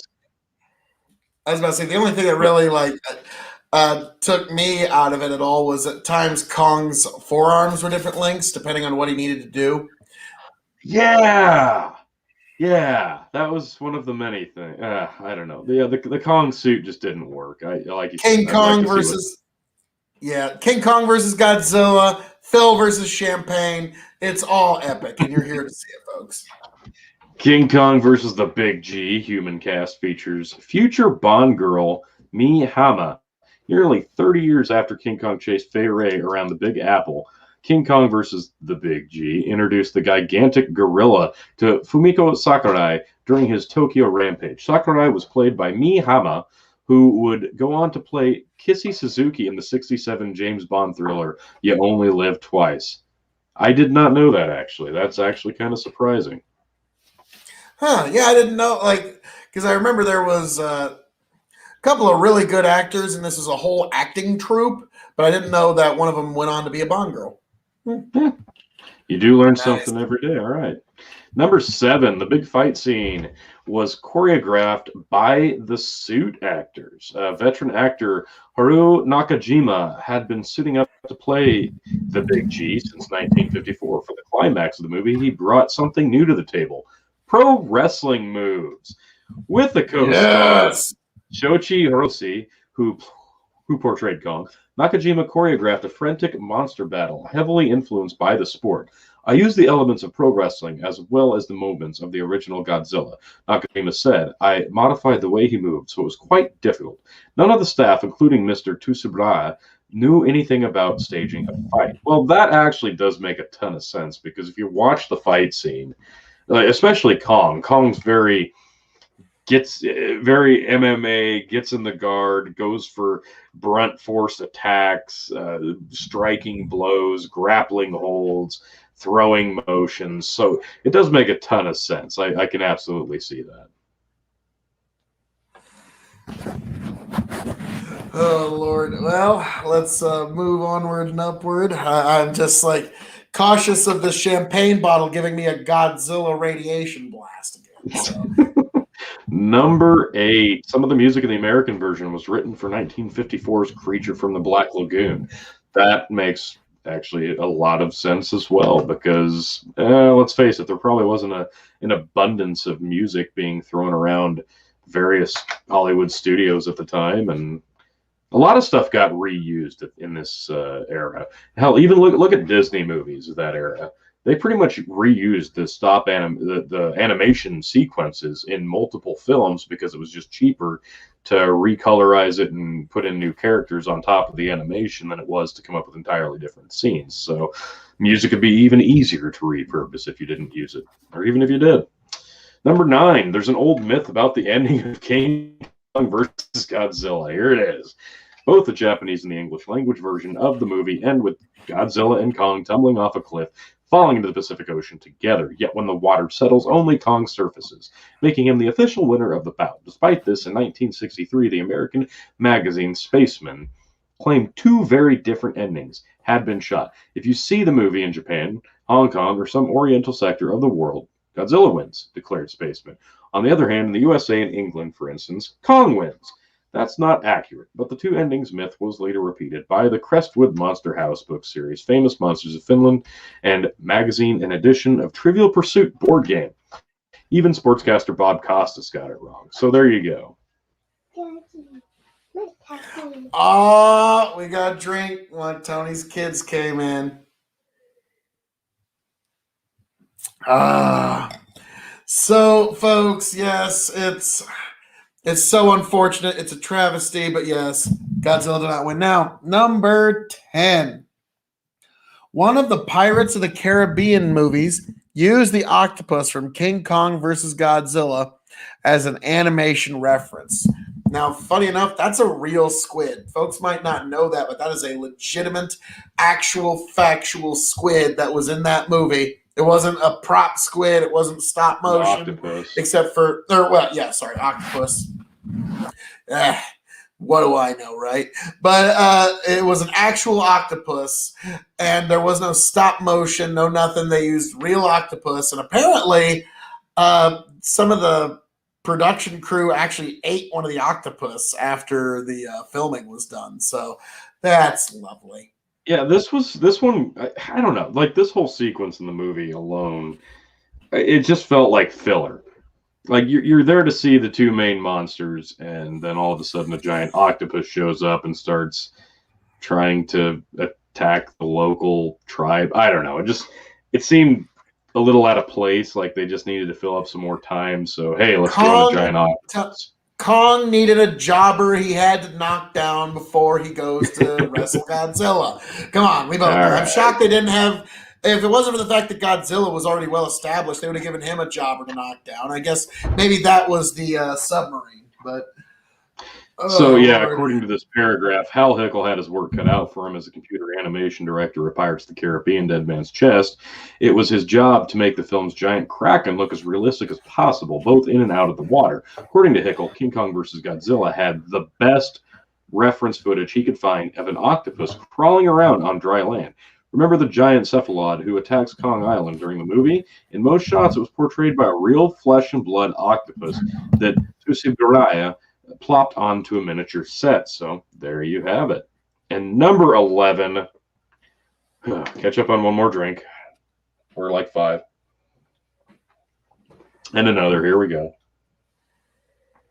King Kong vs. Godzilla was a box office smash, inspiring Toho to make 2 more giant monster crossovers, Mothra vs. Godzilla and Ghidorah, the 3-headed monster, in 1964. A whopping 32 Japanese Godzilla films have been released altogether as of this writing.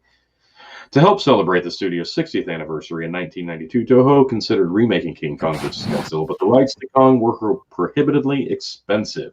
So they did want to do a rematch in the 1990s. Now, can you imagine what that would have looked like, considering in the late 90s? 98 Godzilla was not good. I cannot tell you how crushing it was to see Godzilla get killed with a few military missiles on a bridge, when in previous he had taken down entire militaries. It was just crushing. That movie was just... No, it wasn't even... You should have just called it a new monster. It was not even the same one. So no, it wasn't even close. And I'm trying to remember. They did. I caught up on some of the Godzilla lore that I missed, from my youth up until the remake in 1998, and they essentially killed him off in one of the final films made in Japan because of the film happening in 1998 with Matthew Broderick. And yeah, who doesn't love watching Ferris Bueller feed Godzilla fish? I guess. Yeah, that was... And then it basically just turned into Jurassic Park after, a few missiles killed him. Yeah. I remember it was a computer animated movie where they call it, in Japan, they just call him Zilla.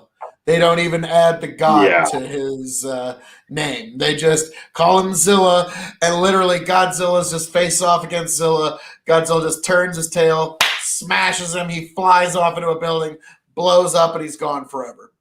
Yeah, that was actually I watched that not long after we watched the 62 version, and that was actually hilarious to me. I watched that clip. I'm like, oh, really? They brought Zilla back just to have that epic meeting, and yeah, it was just no swipe dead. Like, yep, that's appropriate. Yeah. Now, the one actual matchup I would like to see there's basically three Godzillas. There's the Godzilla MonsterVerse, the one that the new movie's coming out of Godzilla Kong, so drink again. Then there is Shin Gojira. I didn't say it. I didn't. Oh, all right. Tony wanted to drink. I said Gojira, the original. I tricked you. That's like the Ace Ventura bit. Chicago. But yes. And then just because it's the tallest Godzilla Earth in the Japanese anime is apparently like over like 300 meters tall. So that pretty much just settles who's the tallest one. But in actual movies, it would be the MonsterVerse versus Shin Godzilla. Those are the ones I'd like to see head to head. Yep, I had to. Urasama is insisting that. Oh, yeah. We're both on it. I win. Yay. He says Gojira counts. I don't know. Should we make that count, folks? No more drinks. Oh my god. Okay, does the second half of Jurassic Park 2 count as a... Damn it. Sorry, man. I don't make the rules. That's why I'm drinking wine tonight. I'm going to get through this Chivas pretty quick at this pace. Even though I'm actually kind of shocked that cork didn't fire a hole through my roof, but all right, yeah, well. Yeah, the 1998 remake, Urasama, does the second half of Jurassic Park 2 count as a Godzilla movie? It kind of does, because the whole premise was basically just an homage to Godzilla. Let's be frank. And not even just the first Jurassic Park, really Jurassic Park 2 as well. Yes, Yanked Up Podcast. Tony's going to pass out in a chair. This is awesome. I love this. So yeah, no, you were the one who you picked all the drinking words tonight. This is all on you. You did this to yourself tonight. I don't know why I didn't make King Kong the drinking word. That was stupid. It would have been about the same.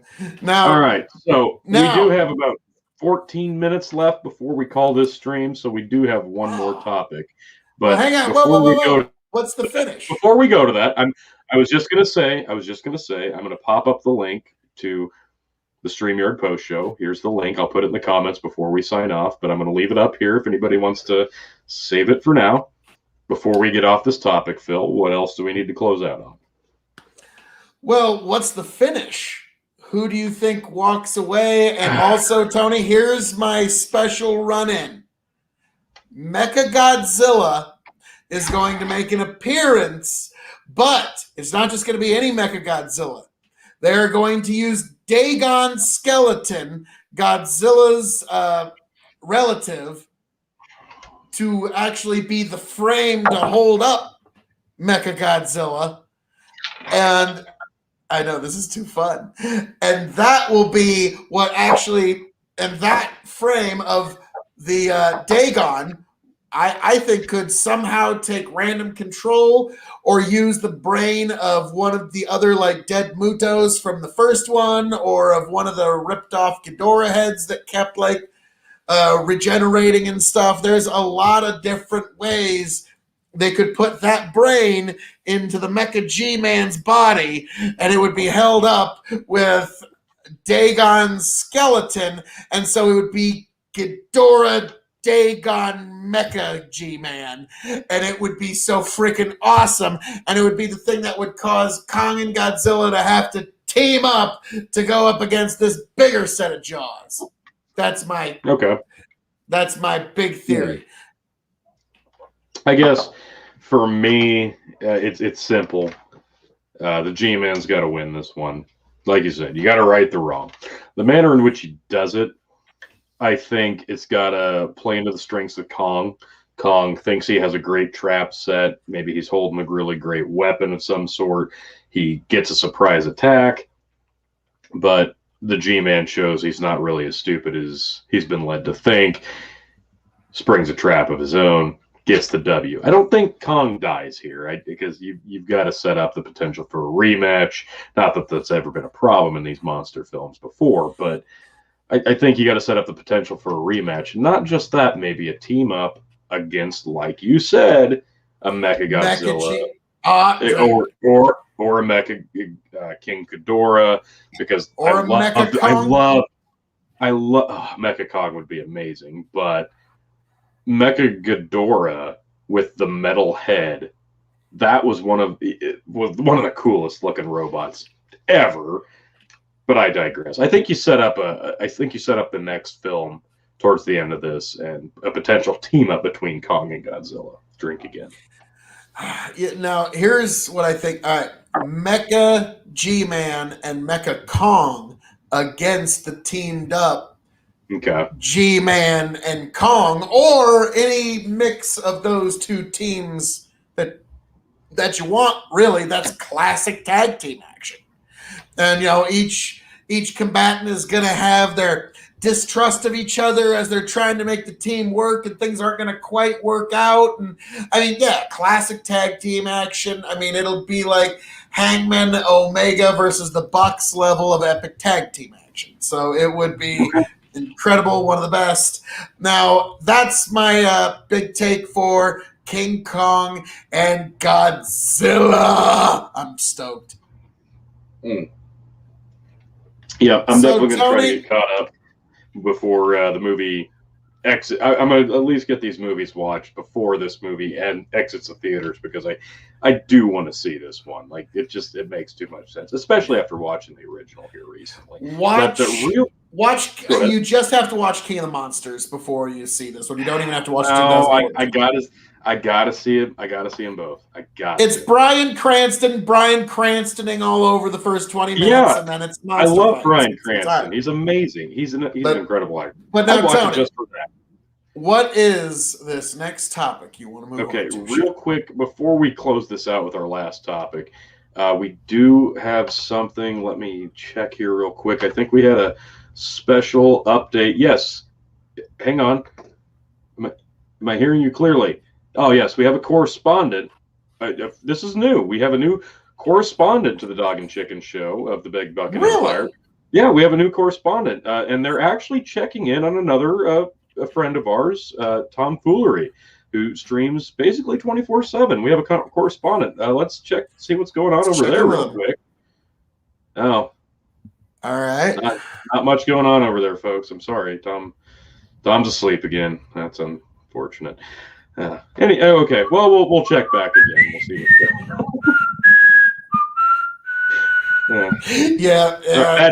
Bad timing. So is he just streaming himself sleeping too? Like, all right, folks. No, I remember that. Do you remember the original? Do you remember the original voyeurism back in like the mid '90s? Jenny Cam, the girl that took advantage of the internet and just put cameras up in her house so people would pay to watch her just live her life in her apartment. I thought that was like the degradation of society, and it turns out that was just trend setting. Yeah. Pretty much. Like, that pretty much opened up a Pandora's box.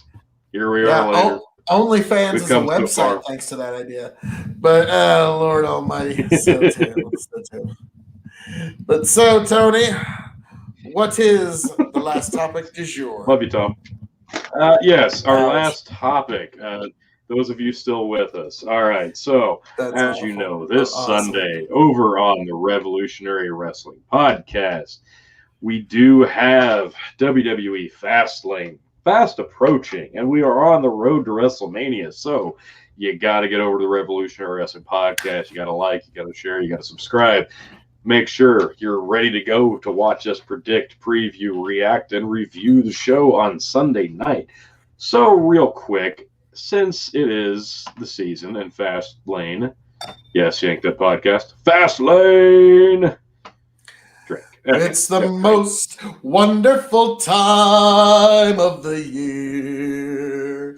WrestleMania season is closing in, and we'll see all the cheer. It's the most wonderful time of the year. Yes, WrestleMania season. All right.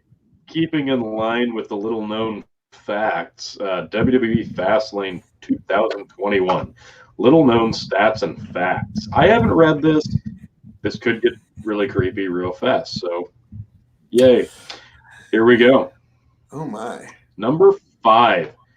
Oh, God. Boy, we're starting strong here. Fastlane will feature the first singles intergender WWE pay-per-view match in many, many years, Phil. Not just years, but many years. Aren't you excited for that?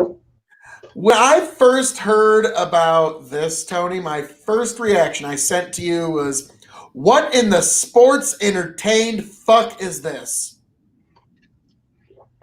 Yeah, I'm legitimately not. Like, this alone made me want to skip this fucking show. I'm so... I've been enjoying Alexa Bliss because it's Alexa Bliss. Okay? Yeah. Randy Orton has been actually putting a lot more effort into this thing than Randy Orton usually does. That being said, this is that's my line. This is gonna really suck, Phil. Like, this is gonna suck. And this is probably gonna be like the main event. Yeah, because the spectacle of it is gonna captivate all of our attention, whether we like it or not.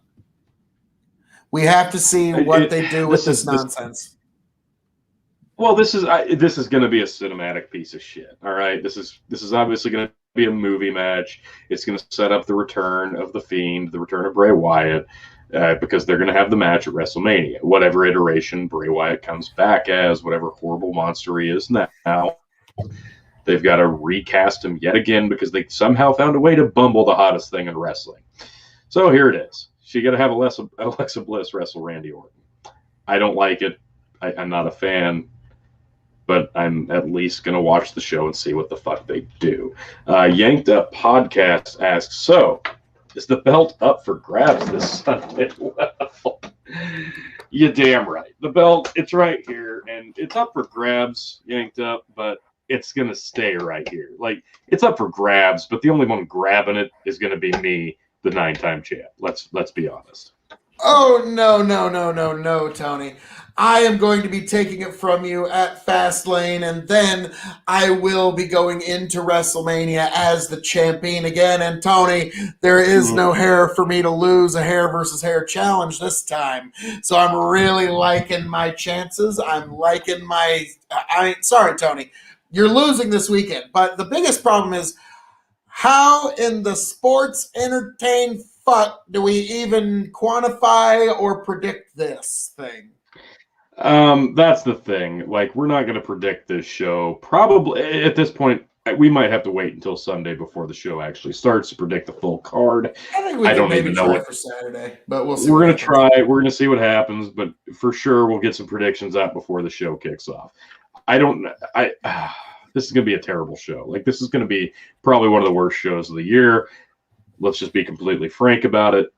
But we're going to do it anyway because that's what we do here at the RWP. Let's go down to the next one because I'm tired of looking at this. If it weren't for Alexa Bliss, I wouldn't have looked at it that long. Good God. Oh, do I have to click oh my God, is this a slideshow? Boo!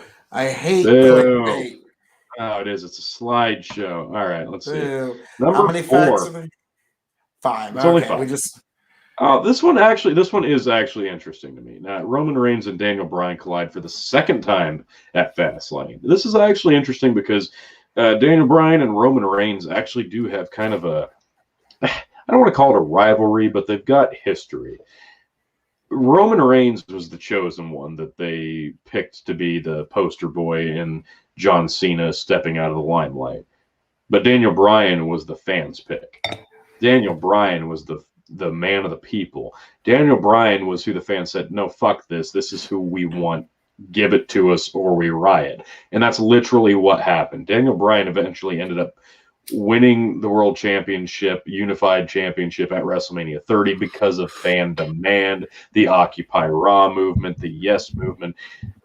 this whole time Roman Reigns was being shoved down people's throats in the early stages of it, and nobody cared. Nobody wanted it. Nobody asked for it, and they just kept getting it and getting it and getting it. Roman Reigns wins the Royal Rumble when they wanted Daniel Bryan to win the Royal Rumble, and they booed it. This had The Rock in the middle of the ring at the end of it, and he got booed, if that tells you anything of the culture of the fan base at the time. So the history between the two of these guys, yeah, I'm actually pretty excited to see these two go one-on-one. It's finally the Royal Rumble wrong being set right in a lot of fans' minds, but it's also Roman Reigns as the perennial chosen one. So we will see. I'm not going to give away my predictions yet, Tony G. I would not want to give a rapscallion ne'er-do-well like yourself any more advantages. So you already hold champion's advantage of the tie, which will be the only way you hold on to the championship is in a tie, the slimmest of margins, because Bill KOE is always right there. You, as per usual. No worries about that, Phil. But Yanked Up does have a good question. As I go to the next slide, would you please answer this for him? Did I read that right? This is also on Peacock. Is this I believe this is the first pay-per-view of Peacock. And so this is the beginning. And I just, I've been Mr. Singy tonight, but it's the end of the world as we know it. And I feel fine. Because like we said on the Peacock Table Roundtable discussion over at the Revolutionary Wrestling Podcast, be sure to check that out. Like I said on that particular roundtable, when Dana White maintained his control of the UFC, he was a minority owning operator. He had a minority share, but he still had such a knowledge of the business that the Fertitta brothers pretty much just let him operate.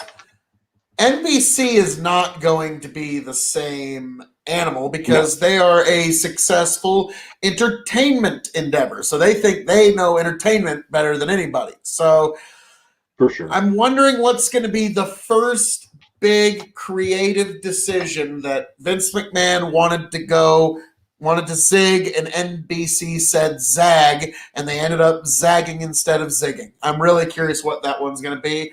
It's probably going to come right after WrestleMania. They're going to let Vince do a good WrestleMania and then walk away. I'm sorry, but I cannot laugh at Peacock. Yeah. So, to come back to Justin's question here, this is also available on Peacock. This is the first show. Anybody who's been a subscriber to the WWE Network for the last few years, your subscription is going to run out after this show at some point, and you will have to subscribe to Peacock. Like, this show is available on the network and Peacock, but WrestleMania itself, you won't have to cancel your WWE Network subscription. It will just expire. It will not renew. And then you will have to sign up for a Peacock subscription, $5 with ads, $10 without. Just like the WWE Network without ads.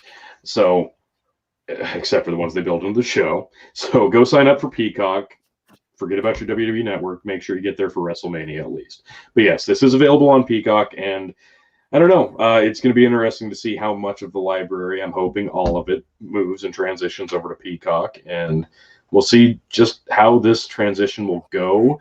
The network itself has had a lot of problems being a little clunky to work with over the years, so hopefully this Peacock is going to be a little bit more streamlined. I guess that would be the one positive outlook I'm hoping for. And Yanked Up says, I've already got the cock. Giggity. Fantastic. So number 3, the Universal Championship has only been defended once at WWE Fastlane. Well, I can believe that because it's a throwaway pay-per-view. It's one they shouldn't even have. If I'm gonna be completely honest, I wish there was only the Royal Rumble and WrestleMania. I wish there was nothing in between. Royal Rumble to WrestleMania, like it should be. Build from Rumble all the way to Mania. You don't need to have 18 damn shows in between. I was about to say, during the Attitude Era, they could have made a killing on 6 pay-per-views between Rumble and WrestleMania, but they never did. So Fascinating. But you're right, yeah. though. It is Goldberg versus Kevin Owens, where Goldberg did beat Kevin Owens for the Universal Championship, and that was literally only to get the belt on Goldberg heading into WrestleMania so he could drop it to Brock Lesnar. So it wasn't even like a legitimate title defense. I remember what Simon from What Culture said. So 22 seconds.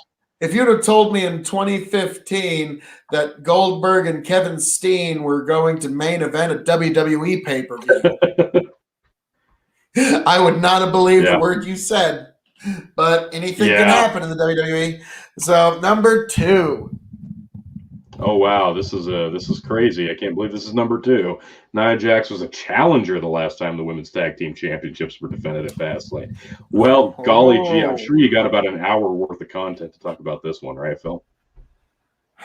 So again, they're going to ask Shayna Baszler to go out and do very good wrestling. Yep. So screw that. Anyway, number 1.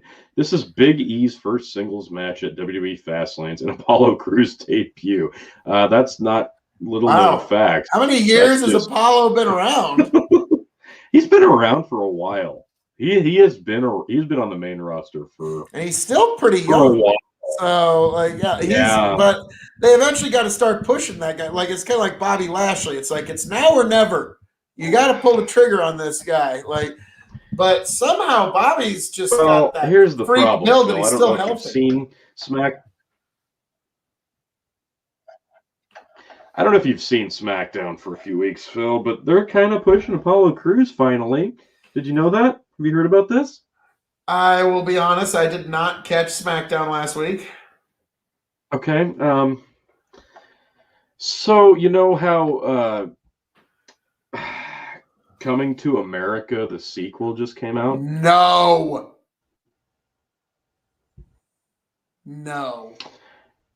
Yeah, so Apollo Crews is now coming to the ring with guards and a spear, and I shit you not, he's talking with an accent.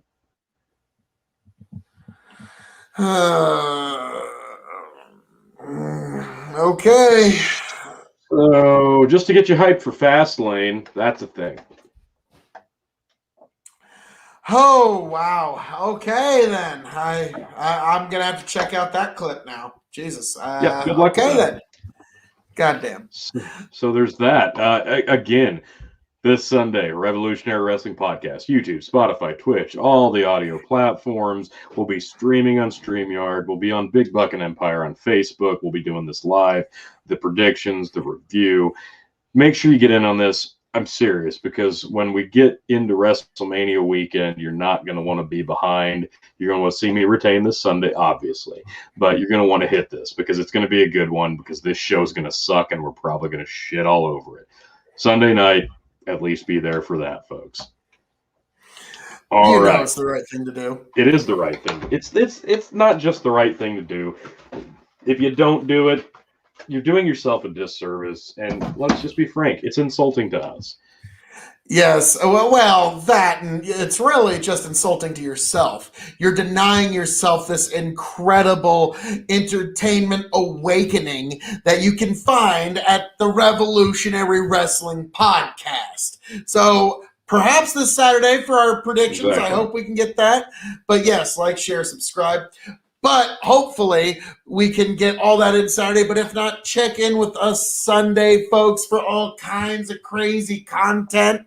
And we're going to be busting out all the stops. We're going to be going to Fastlane. It's the last speed bump on the way to WrestleMania. We are on the road to WrestleMania. And to see all of it happen, you need to be right here at the Revolutionary Wrestling Podcast, Big Buck and Empire, and the KOE Nation. That's where you need to catch all this amazing stuff, folks. Yes. And that's the StreamYard address, T. I don't know if you want to. Yes, that's going to be for the post show. All right then. But Tony, is there anything else you'd like to? Yes, I did want to check in real quick one more time. No, not much. No, still not much going on over there. Shit. Damn, Tom, get some sleep, brother. Come on.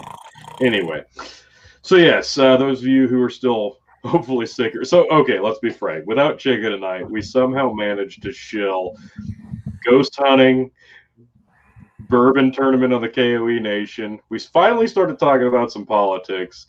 Then we nerded out about Godzilla. And now we're plugging professional wrestling. Like, Chicken's going to watch this.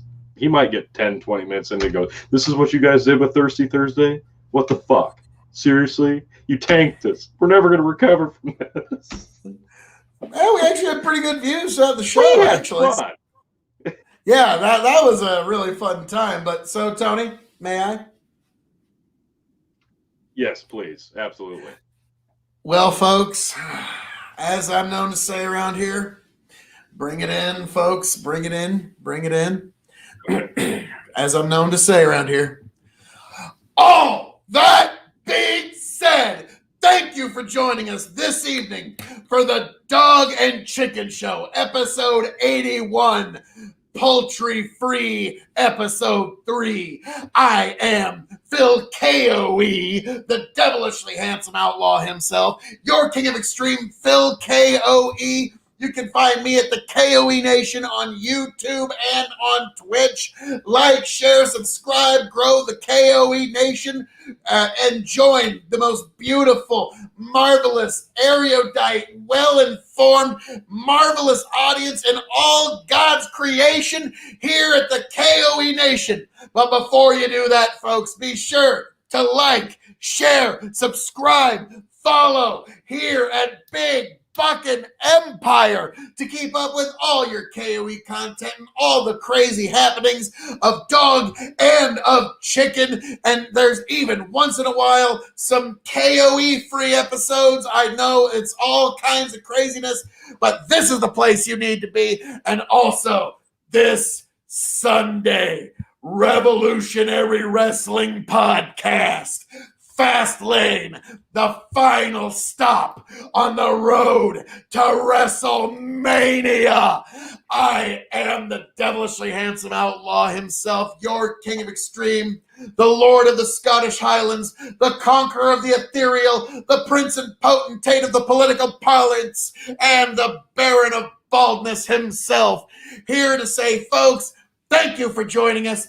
Thank you for being here. I love every last one of you. I kiss your souls 3 times. Thank you for being a part of this amazing audience and this amazing experience. And with all of that, folks, please, I will see you on the flip side, and I hope to catch all of you happy, healthy, much the wiser. Tony G, take it away. As always, thank you very much for basically the perfect outro. Like, nobody does it better than Phil. You watch Phil, you watch the KOE Nation on these big time streaming channels, on Prime K, on Dylan Burns, Hippy Dippy. They're all blown away by the amount of energy that he exudes on these panels, because nobody's prepared. Like, everybody's prepared to do their Twitch stream shtick. Nobody's prepared for the amount of energy that Phil brings to the table, and that's always going to give him an advantage over his competition. So, I mean, until somebody matches that level, good freaking luck. But yes, this has been episode 80, and it was a little bit different, a little more off the cuff, a little bit more personable to me and Phil and our tastes and stuff. So I hope there was at least 1 to 2, 3 other people that were entertained by our nerding out on some things and our hilarious stuff, because it doesn't matter what we're talking about, we're fucking great. Sorry Chicken wasn't here tonight, but he'll be back next weekend. But really, like Phil said, make sure you catch us Sunday. The link to the post show's right here. Of course, go over to ghostrip.org, check out the ghost stuff, the paranormal stuff. The updates are going to be coming in. Don't miss that if you're interested in that stuff. Promise you won't be disappointed. But if you don't come over to the post show, we will definitely see you next week. As Chicken says, love you. Bye. And see if it just smooths itself out. Tell you what I'll do if I ever get back. I promise to refabricate you, raging rivers of gold. That's what the brochure advertised. And now we're lost. We gotta take it down. Let you down slow. It's hard to survive. El Dorado. Oh, Lord. Well, let's see how that one went. Yeah.